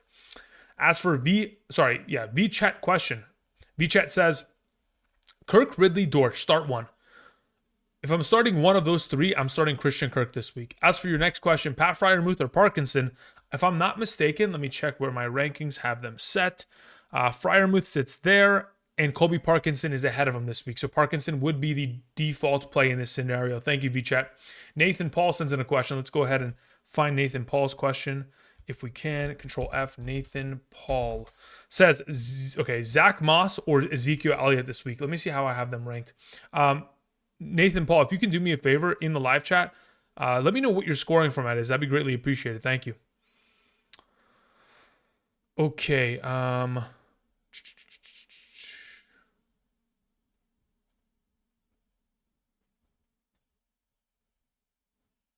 So yeah, in this scenario, we'll figure out what that scoring format is. Xavier said you didn't answer all my questions. Let me go back to your question, Xavier.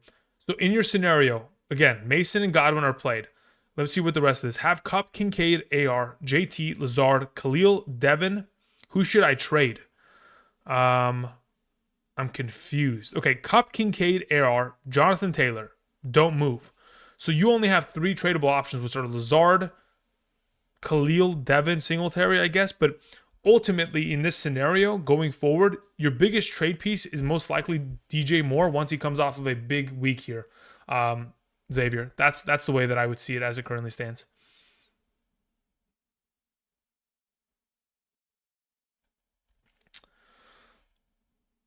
Oh, it's a capital I see. Thank you, Corey.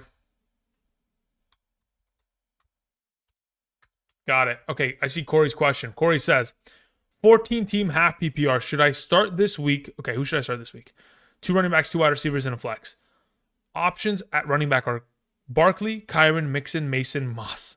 Options at wide receiver are DK, BTJ, and Lockett. Higgins on the IR. Wide receivers should I trade for? You should trade for any wide receivers that had a low end week 1. Olave, Ayuk, London, players of that caliber. Now, as for your question for this week, starting 2 running backs and a flex, you kind of are forced to play Barkley. Wow, I'm sick to my stomach. You have too many stud running backs. You have Barkley, Kyron, Mixon, and Mason. I want to start all 4 and I can't. So that makes me sick to my stomach. But in your scenario, I'm probably playing Barkley, Kyron, and oh God. Do I bench Mason for Mixon? Wow. That's going to be tough pill to swallow, number 1. Because Mixon's coming off a monster week, but Mason I know is just going to be value. I probably end up playing Barkley, Kyron, and Mason. And I would tell you that you need to trade Mason to the Christian McCaffrey manager as soon as possible so that you can just play Mason. You know, that's what you should do, Corey. You should trade Mason for a wide receiver. Go to the Christian McCaffrey manager, offer them Mason, take their best wide receiver or their second best wide receiver off their team and bring him back to yours, because starting DK and BTJ henceforth is not great. So, but for right now, Barkley, Kyron, Mixon, DK, BTJ, go trade Mason away. Thank you, Corey. Okay, let's go ahead and update this. Let me make sure I didn't miss anything else. So we went down, we took care of that one. We're waiting for Nathan Paul. Let's go ahead and look that up. Nathan Paul. What is the scoring format? Flex start, Zach Moss, Zeke, Demarcus Robinson, McConkey, half PPR. Got it. Thank you. Of the available options that you have here, I probably end up rolling with, let's see here. Where do I have them in a half PPR? Okay, where's McConkey? Shoot. Yeah, it's Zach Moss out of the group. Nathan Paul, thank you. Okay, after Nathan Paul's question, we move on to a question that comes in from Zizou, who says, you forgot the flex. So DK Metcalf or Mark Andrews?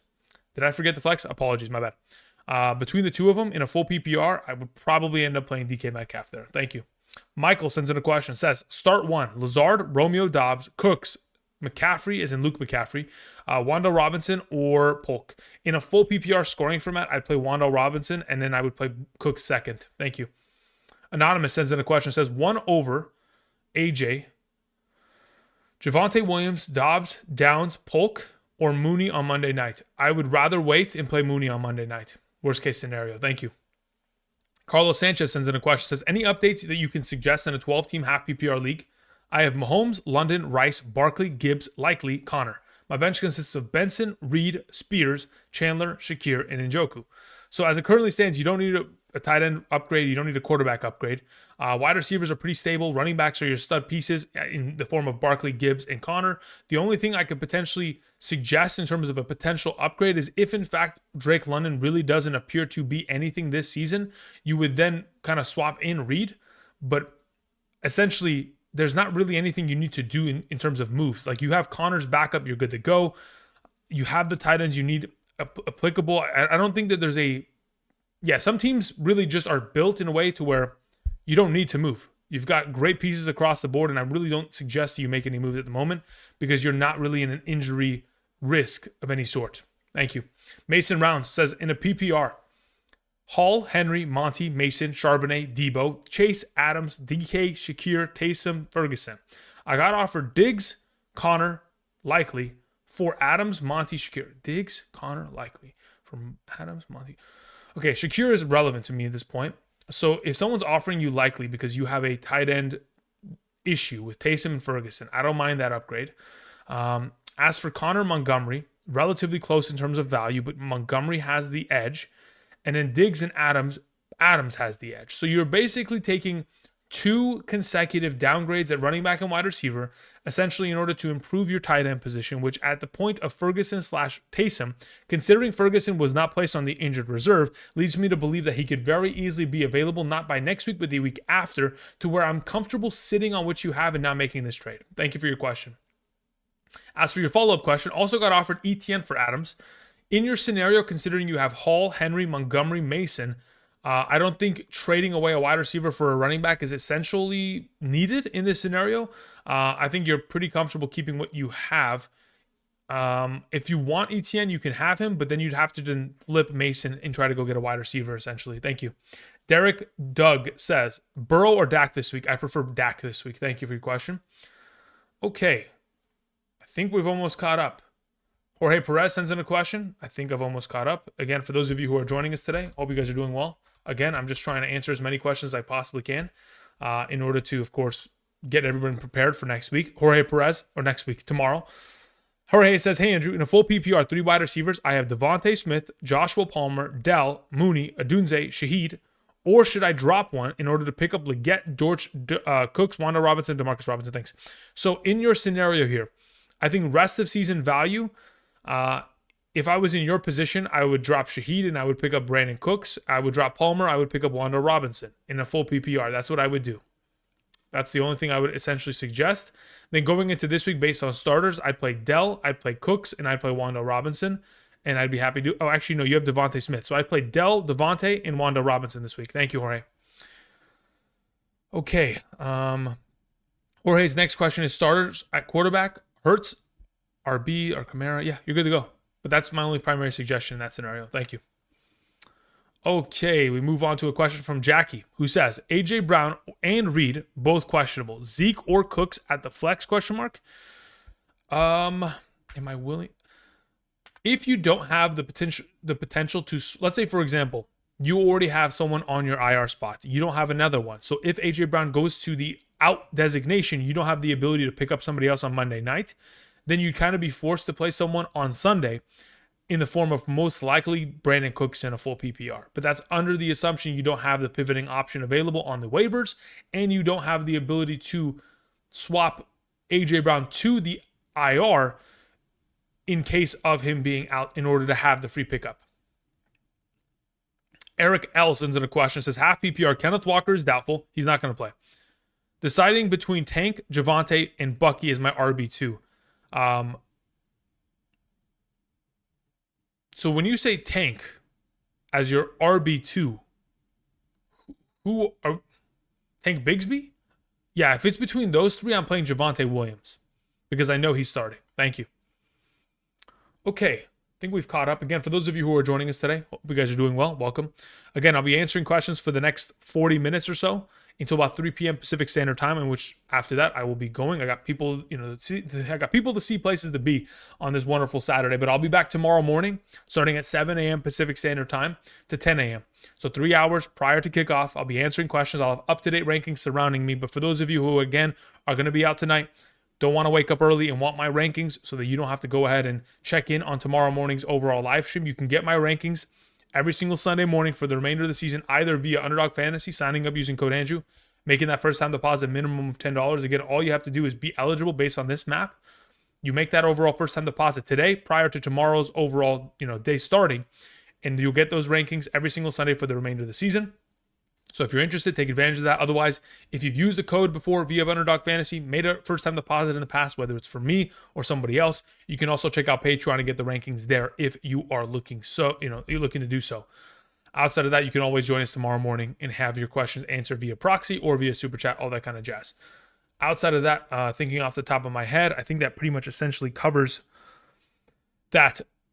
Again, if you guys are looking for a potential Underdog pick'em slip for this weekend, the only one that really, I've put together a couple, but like the one that I'm pushing the most as it currently stands is the one that pretty much I was essentially pushing the most last week, which is my $1,000 bet. So let me just go ahead and swap screens here just so we're all on the same page in terms of what the heck we're going ahead and doing. Yes, Andrew does have an 8-leg parlay here, okay? But that is a completely different conversation. We'll talk about that some other time. This is my most comfortable bet of the week. Via the Underdog Fantasy app, if you go to it, there is a potential in which you can legitimately change lines of players to get essentially better numbers. So I essentially went in with the app on my phone. So again, if you guys have Android, Apple, whatever, you can download it. You can essentially go in and click on the arrow button and change the number. So I changed these numbers to the lowest they could potentially be. I talked about it yesterday in my video. These three numbers specifically, McBride, Kamara, and Adams, all receptions, $1,000 entry for $2,400. We'll take it. Again, this is as good as it gets. Now, of course, we have earlier this week I put in a bet. I took this at the lowest numbers that they had possibly been. And yes, we do have an 8-leg parlay, but that is a completely different conversation for another time. Well, I'm testing that. I'm not really suggesting that because, I don't want you to lose, $20 just off the Rippy Skippy. I'd rather give you the confident play of course, Adams, McBride, and Kamara at those three numbers that, again, you'd have to do off of your phone because you can't do it on the website for some reason. Don't know why. Maybe it's a state thing. Either way, I've found a system breaker. Moving on. Let's answer some more questions, shall we? We move on to the question that comes in from Crypt Keeper. Crypt, hope you're doing well. It says PPR, Monty or Stevenson? I'd rather play Stevenson. Also, Aaron Jones. Also have Aaron Jones bench. Yeah, that's fine. Play Stevenson. You're good to go. Derek Doug says Drake London or Jameson Williams full PPR. Drake London. Thank you. La Raza sends in a question. Says 12 team PPR, 2 wide receivers, 2 running backs, and 1 flex. We have Bijan, Mason, Ford, Wright, London, Ayuk, Olave. Okay, of those available options, the 2 wide receivers that I'm playing are Olave and London. The 2 running backs that I'm playing are Mason and Bijan. The flex that I am playing is Jerome Ford. So that's my suggestion on your starting lineup this week. Thank you, La Raza. I appreciate it. Okay, caught up to that. Boom, done. All right, so let's see what's going on in this live chat, shall we? Daniel in the live chat says full PPR is have Brown, Wilson. Okay, the broken English is killing me already. Brown, Wilson, Godwin, Mooney, started Achane, Montgomery, Brian Robinson, Josh Jacobs, Jobbins. Oh my God. The autocorrects are killing you, brother. Who do I start? Again, if you have Brown, Wilson, Godwin, they've got to play, right? Are we crazy? We've got to play all 3 of them. Mo Money sends in a question, says, send Monty, Puka, Waddle for Christian McCaffrey, Adams, and Mason. Ooh.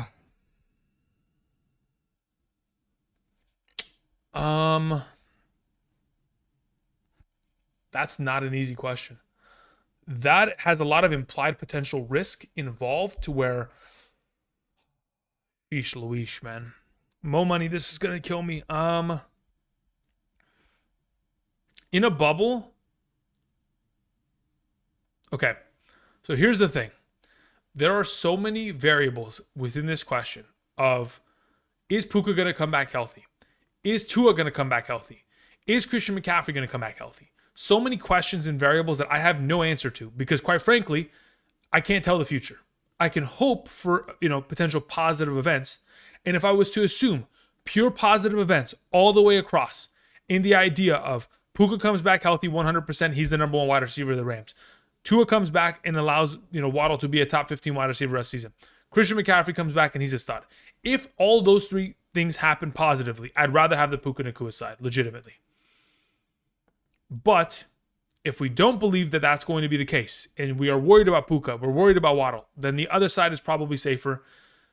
But again, I can't tell the future, so I can't 100% tell you that it's going to be a positive trade one side or the other because I don't know how it's going to turn out. So it's really just a toss-up as to what you're feeling in terms of the potential of this turnout, which again it's variables that I have no knowledge of. I don't know what's going to happen with Puka's knee because I don't know what exactly it is. I'm not a doctor. I'm not in that medical staff, and I don't know what Tua's situation is in terms of his decision making going forward. And same thing with McCaffrey.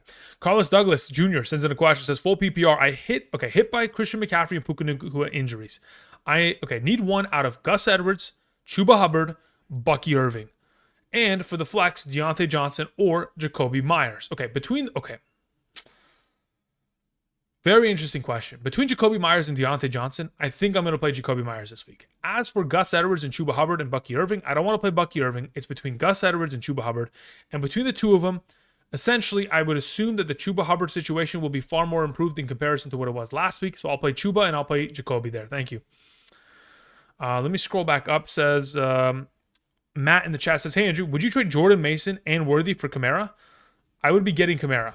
If you don't have Christian McCaffrey, I don't have an issue with that. But understand that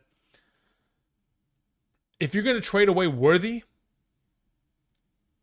and Mason's a 4-week deal. Worthy, I like Worthy a lot, especially with Marquise Hollywood about going to the IR. But if you don't have Christian McCaffrey and like this is the best offer you're being given, I can understand trying to cash in on it to the best of your ability, and doing so in this circumstance, I don't have an issue with. Chriso, point 2 says, I have Gibbs, Jacobs, Achane. Do the Montgomery for Puka? ?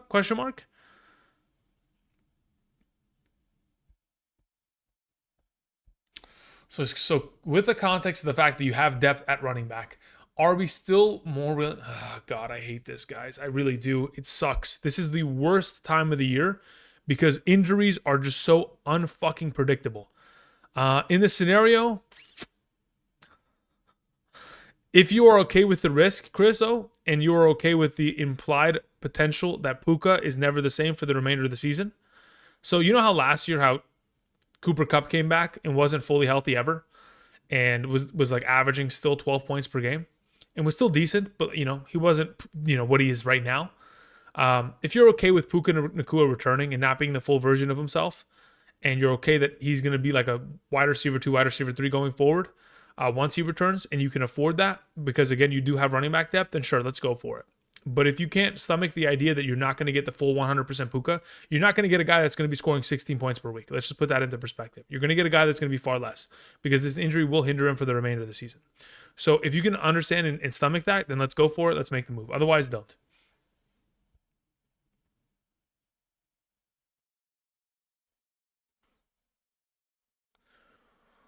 Okay, moving on. We had a question that came in from Enrique, who says, Chubb, Ford, Javonte for Puka and Waddle.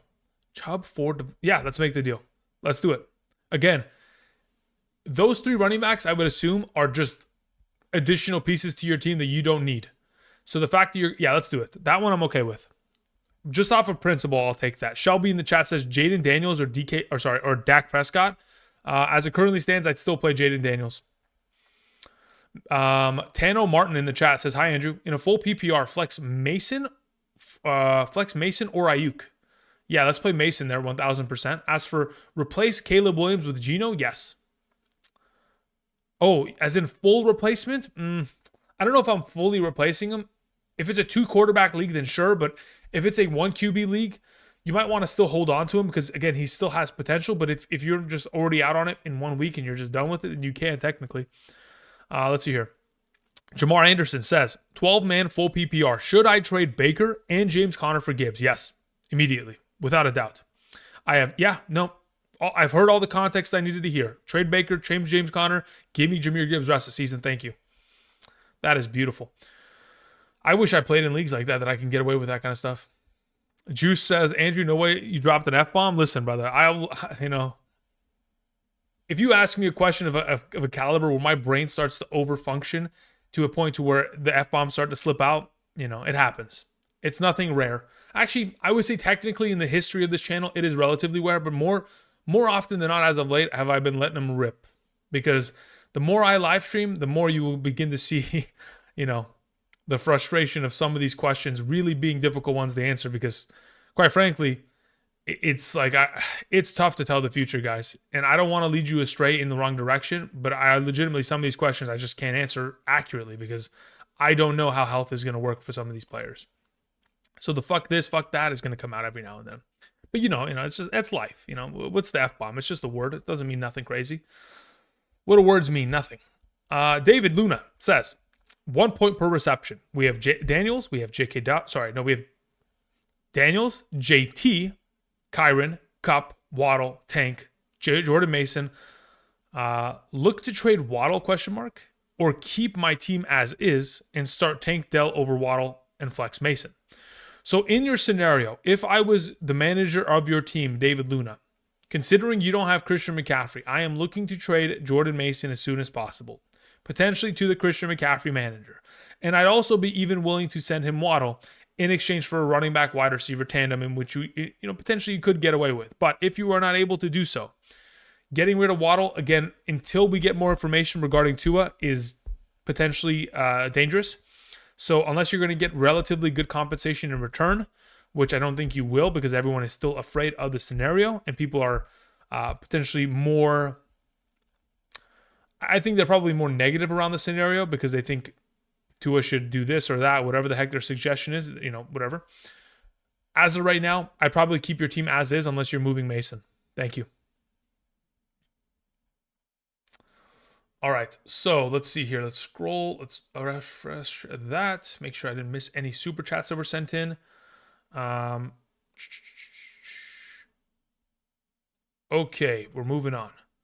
Crypt Keeper says, doing good, man. Okay, good one, brother. In a pickle and a super flex. Tua gone. No quarterbacks on the waiver. Have Worthy, Aaron Jones, Stevenson. Trade for, but who?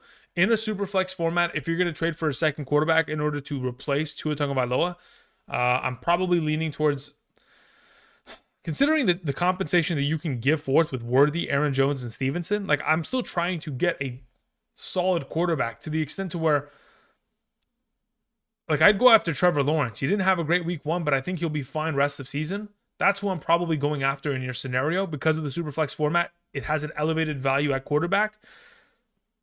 That's where I'm going for. Now, if you could somehow, some way steal Burrow, then let's do that as well. Thank you. Okay. Where are we at? Michael says, words matter, my guy. You know what's more valuable than words? Actions. Actions are stronger than words. I will tell you this. So my restraint to answer your questions in a specific way is the action that I'm specifically taking, priority of. But that's a completely different conversation. Back to the questions. Full PPR. Start 2 running backs. 1 flex. Ford, Rashad White, Mason, Pollard, Terry McLaurin. A Brew 68. White, Mason, and Ford. Those are your 3 starters this week.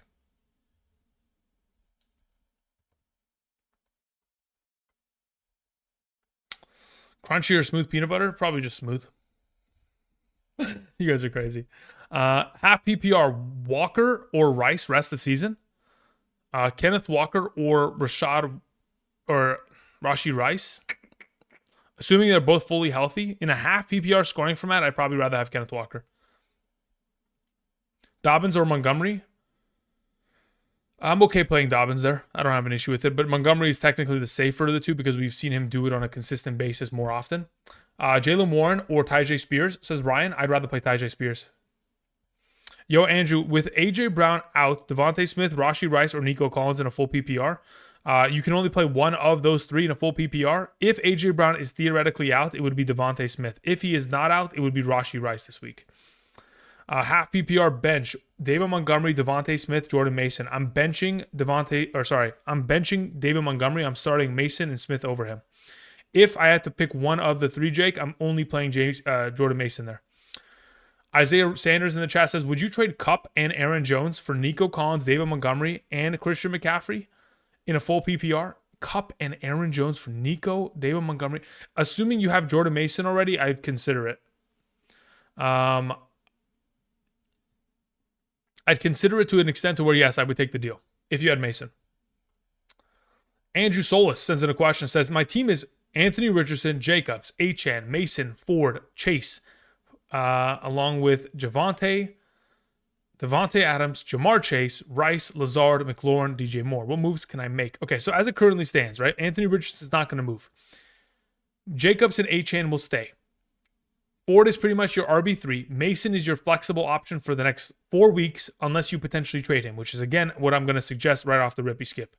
Because of the fact that you do not have Christian McCaffrey on this roster, it is in your best interest to try to cash in on the high value of Jordan Mason, whether it's this week or a future week. Now, you could still play him this week and continue to allow that Christian McCaffrey manager to be jealous of the fact that you have his handcuff, or you can send him that handcuff in order to recoup some sort of value. Now, in the case of your wide receivers, Devontae Adams, Jamar Chase, Rashee Rice, you don't need an upgrade there. You've got 3 studs across the board.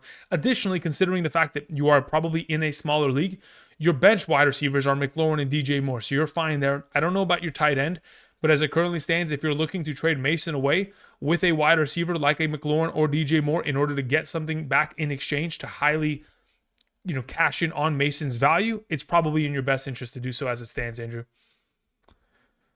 Okay, let's see here. Anthony Barrett sends in a question. Anthony, thank you. PPR, McLaurin or Jameson Williams in the flex? Probably McLaurin there. Thank you. Let's see here. Swaggy P says Javonte Williams or Spears in a full PPR. In a full PPR scoring format, I'd probably end up playing. That's a. I kind of want to play Javonte, but that's so tough, man. I probably do play Javonte. I don't know if I believe Brian Callahan on all of his little coach speak regarding the fact that they're going to utilize more Spears. Let them prove that to me before I buy in on it. I'll probably just play Javonte there, which again is still relatively risky, but as of right now, it's probably the play, at least in my mind. What else was this in the chat? It says, I have Sam Laporta and Kelsey in a full PPR. Is it a good idea to trade Kelsey for Puka? I don't mind it. Again, you don't need both tight ends. I don't really feel like the tight end position is strong enough, at least this season, within those 2 players, you could very easily start them both, one in the tight end, one in the flex. But under the assumption that you can get back a full healthy Puka in 4 weeks, I would say yes. If not, the risk is kind of implied with Kelsey itself, maybe on a downturn within his last couple of years here.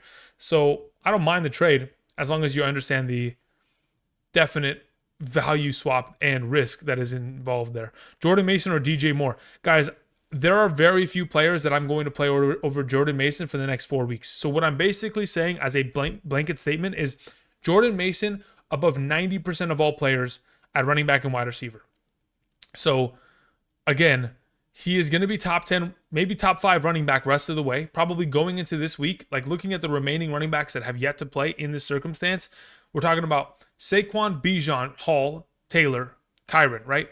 Those are typically automatic starts regardless. Then you have Mixon, which again has got a pretty good matchup and is an automatic start. Then you go to Mason, Gibbs, Pacheco. Like Mason is going to be in the top 6-7 running back conversation every week henceforth. Play him over just about everyone except for the running backs that I just mentioned. Let's see here. We move on from Anthony Barrett's question. We'll take McLaurin in that scenario. We go to Derek Doug, who says Dak or Stafford this week. I have Dak Prescott ahead of Stafford. A pretty big margin, to be honest, as well, because again, Stafford's offensive line injuries are kind of tough, and losing Puka doesn't help either. Let's see here. We have a situation with a question from Mustafa. Mustafa, thank you. Says, hey, Andrew. Would you rather start? Who would you rather start as a flex this week? Tony Pollard or Drake London in a full PPR? So I like the idea of playing Tony Pollard, ultimately because of how badly the Jets were in terms of run-stopping defense. That being said, I really do believe the best way to beat Will Levis is to stack the box and force him to throw the ball in order to beat the Jets defense with his arm. And considering the Jets are equipped with so much great secondary firepower with Sauce Gardner and Michael Carter II, they've got so much great defenders in the secondary that they can afford to stack the box and leave those guys on islands. So in my opinion, really, I think this is going to be a matter of where, unfortunately, Tony Pollard maybe doesn't have as good of a week as he had last week. If, in fact, the conversation regarding Spears getting more touches does take place and gets involved, Drake London, in my opinion, is to play this week in a full PPR format. Boone sends in a question. Says, full PPR, Neighbors or Olave? Currently, I have Neighbors over Olave this week. Thank you. Jacob sends in a question. Says, in a half PPR, no flex position, 3 starting wide receivers. We have Chris Olave, Jaden Reed. I have starting. Okay, very well. Choose between Wando Robinson, Tyler Lockett, and Keenan Allen. If Keenan Allen is healthy, he would start. If he is not healthy and is inactive tomorrow, I would play Wando Robinson in his stead. Thank you very much, Jacob.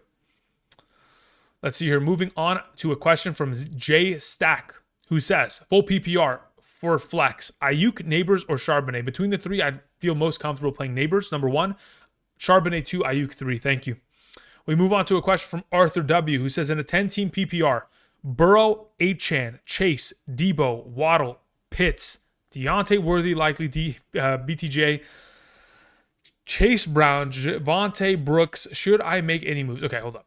Burrow is fine. He will eventually find himself his footing and he'll be better.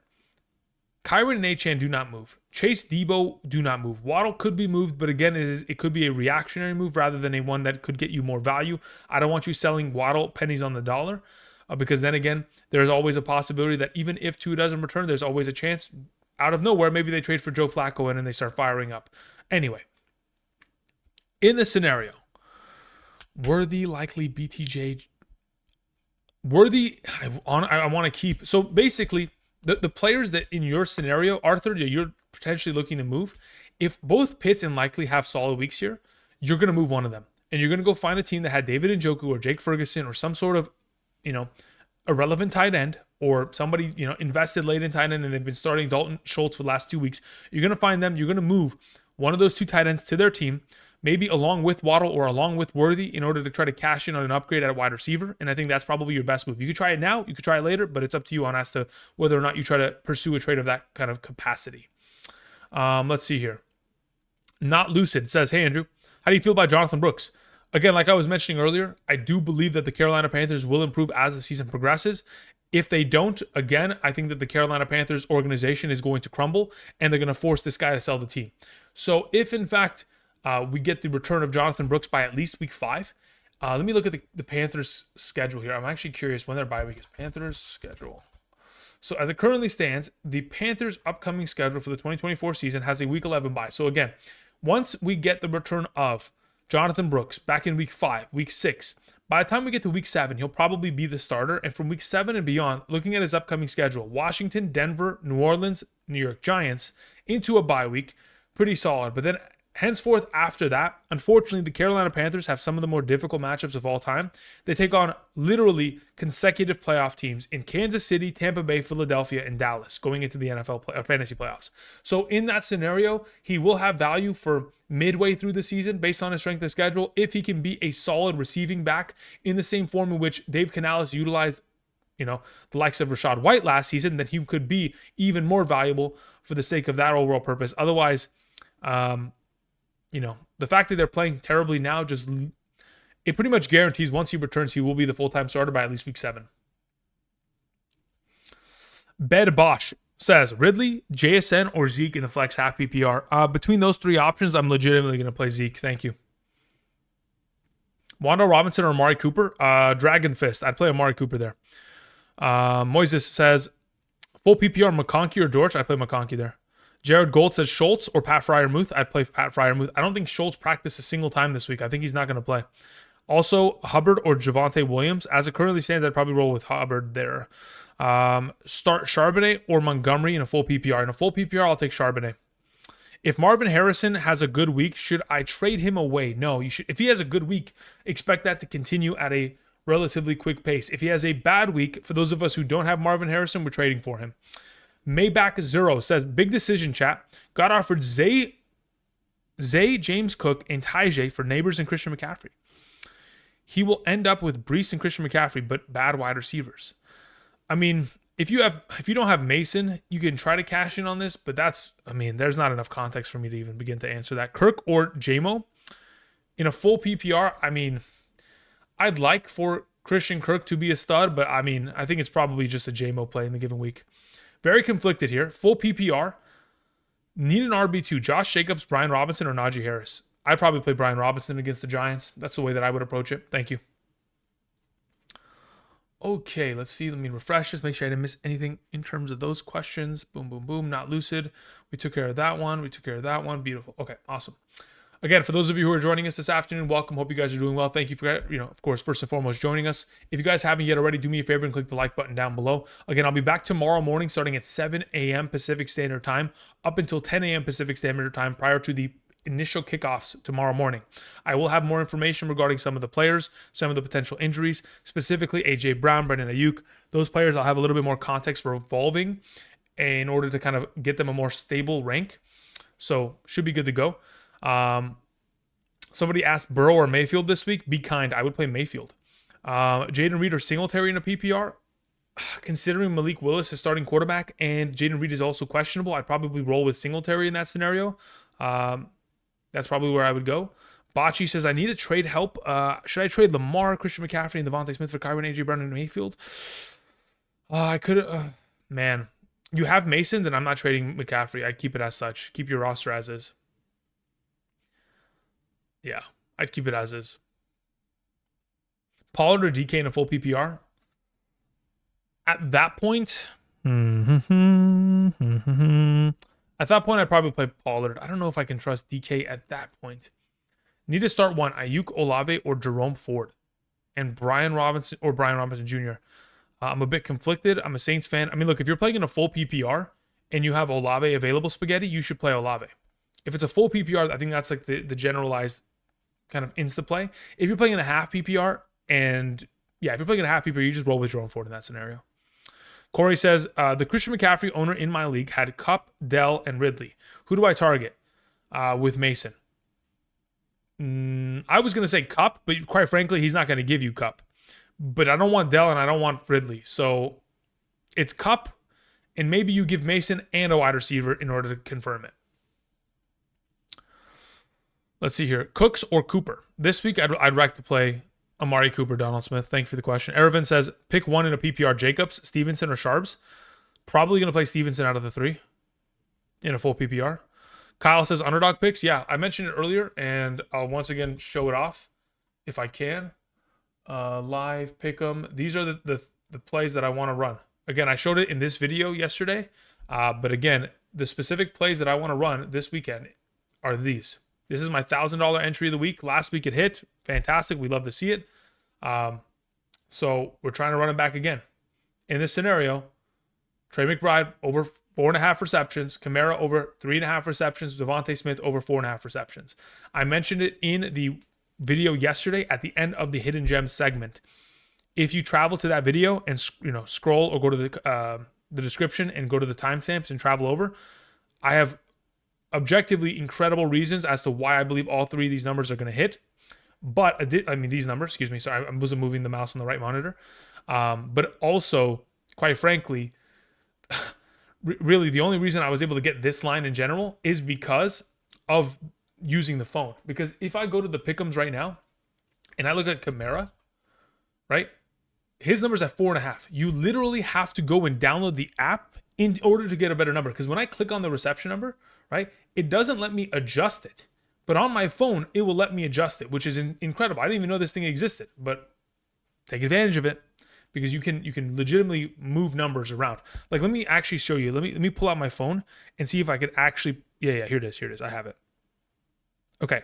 So let me max screen this just so everyone's on the same page as to what the heck I'm talking about. So if you go to the phone on the app, right?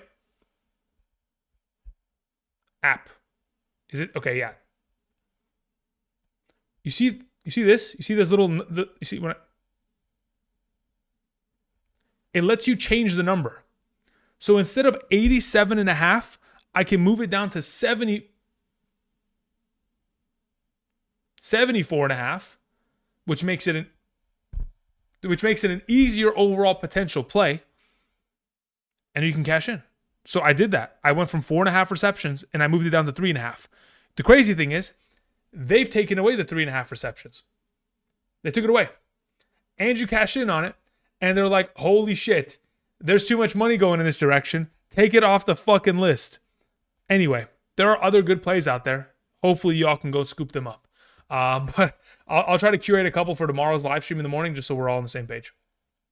But yeah, they yoinked that shit right off the rip. Because, I mean, I found it and I was like, there's no way in hell that they're giving me 4 potential receptions for Kamara at this number. I was like, all right, let's take this shit.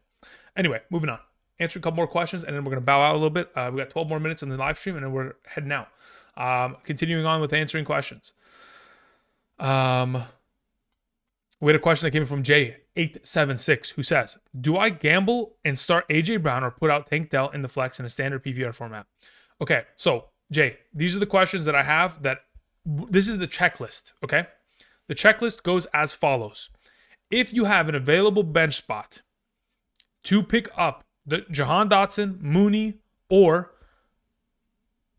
Ray McLeod on Monday, that's check number 1 in the positive form of A.J. Brown. If you have an open IR spot, that's check number 2. Then the final check is assuming Jahan Dotson, Mooney, and or Ray McLeod are available, and that the player that you're going to play against in week 1 isn't going to pull them all off of the waivers before you have a chance of doing so. If none of those work, you play Dell. Otherwise, try to take the risk.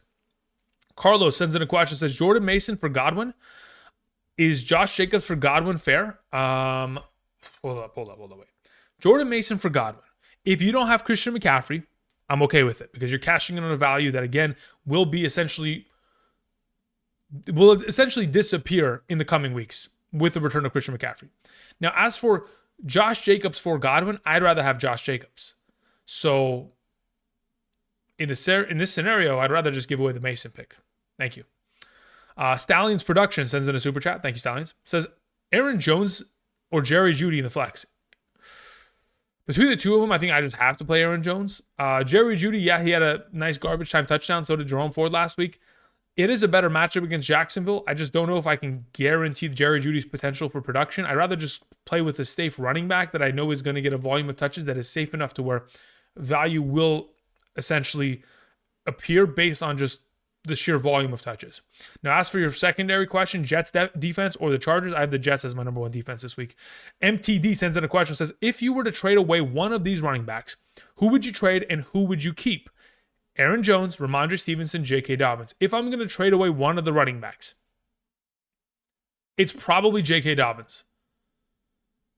If I was to trade away multiple running backs, the one I'm trying to keep out of all 3 is most likely Ramondre.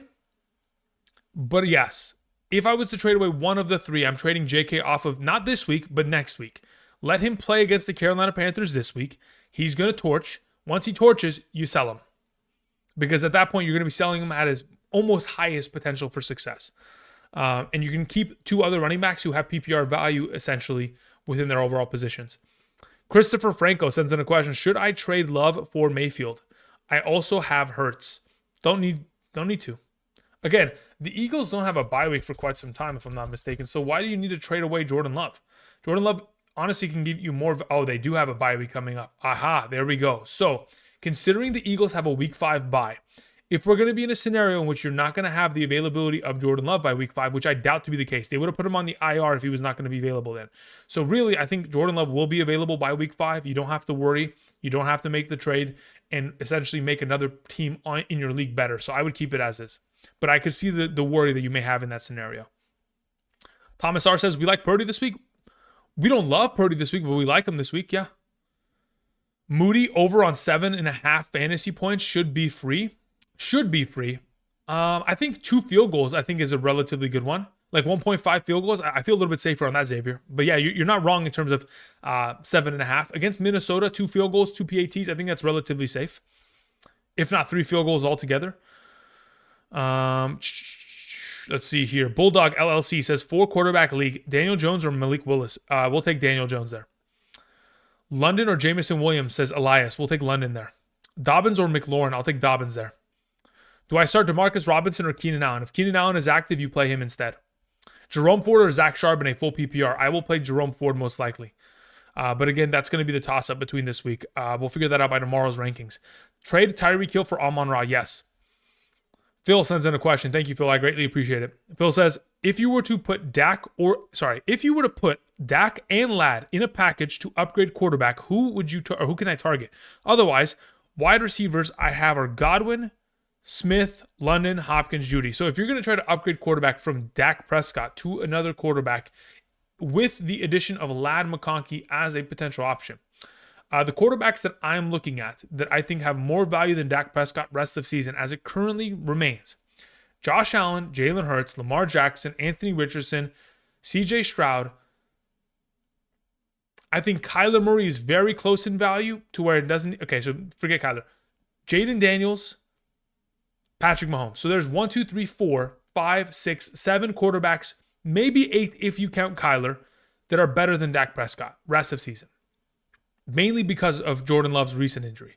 Outside of that, nobody really else has more value rest of season. Maybe Burrow, but that's, again, very subjective. It could be very similar to Dak Prescott rest of season value as it currently sustains. So as of right now, unless you're going to get, like I mentioned, Josh Allen, Jalen Hurts, Anthony Richardson, Jaden Daniels, CJ Stroud, or Patrick Mahomes, Lamar Jackson, I don't want it. Thank you, Phil. Help me with my flex, says DT. Kirk, Sutton, or Likely? I'd probably end up playing Cortland Sutton this week.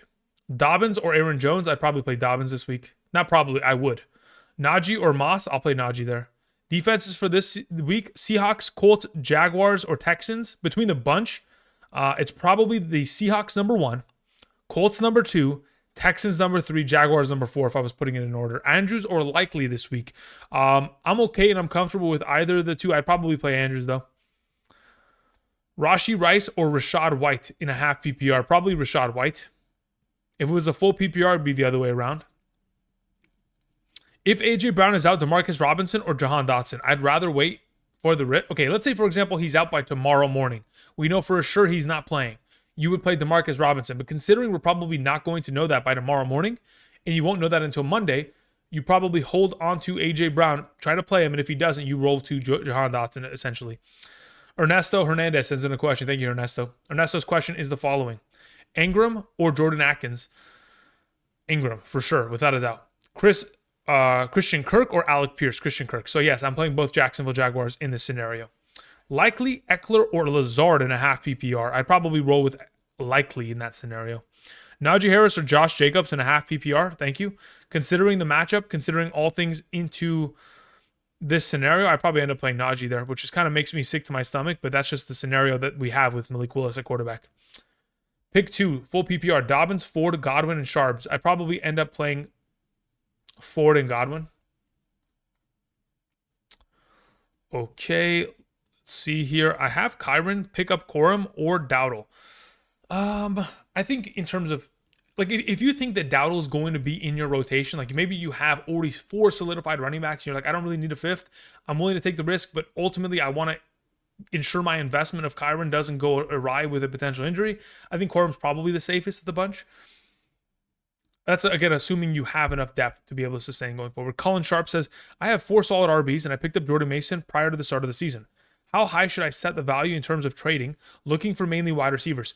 Again, I'm trying to trade with the Christian McCaffrey manager, right? So really, it's just a matter of what they have available, because I don't think anybody else in your league is going to be actively trying to trade for Mason. So quite frankly, if you can trade away the likes of Jordan Mason and get back a Chris Olave, a Devontae Smith, something of that caliber, I'm going to do it. Like, if I can somehow, some way leech DK Metcalf off somebody's team because of the next 4 weeks of value, and I don't have McCaffrey, then yeah, I'll do it, because I know that DK will help me in the long run.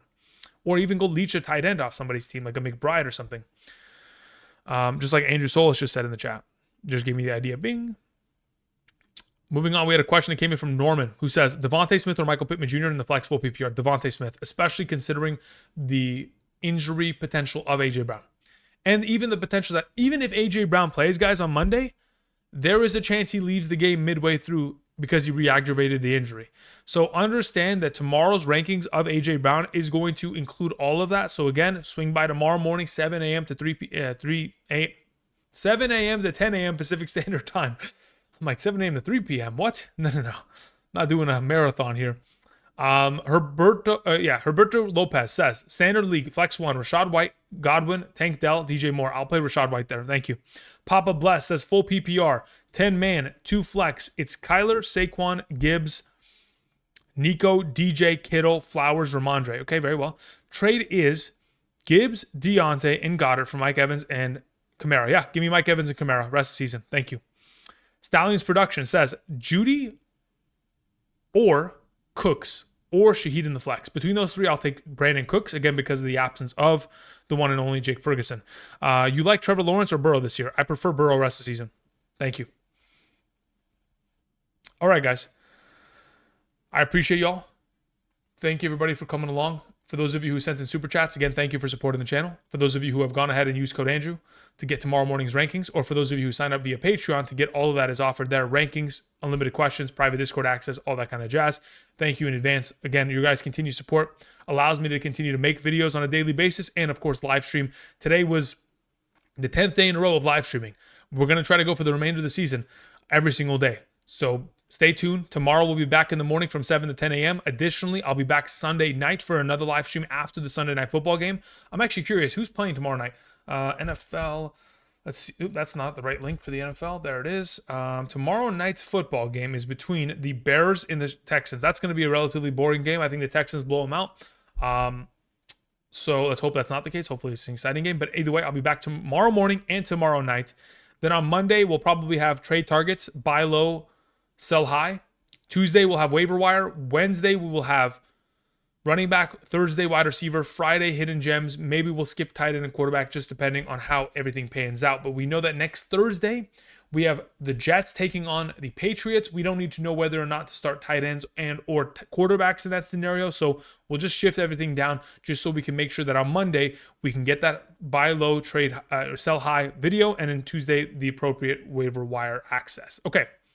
Thank you, everybody. I'm going to cue the music. I'll be gone. I'll be back tomorrow morning. Much love. Again, if you guys are trying to get the rankings, the way to do it is in the description. Thank you. See you guys. Peace.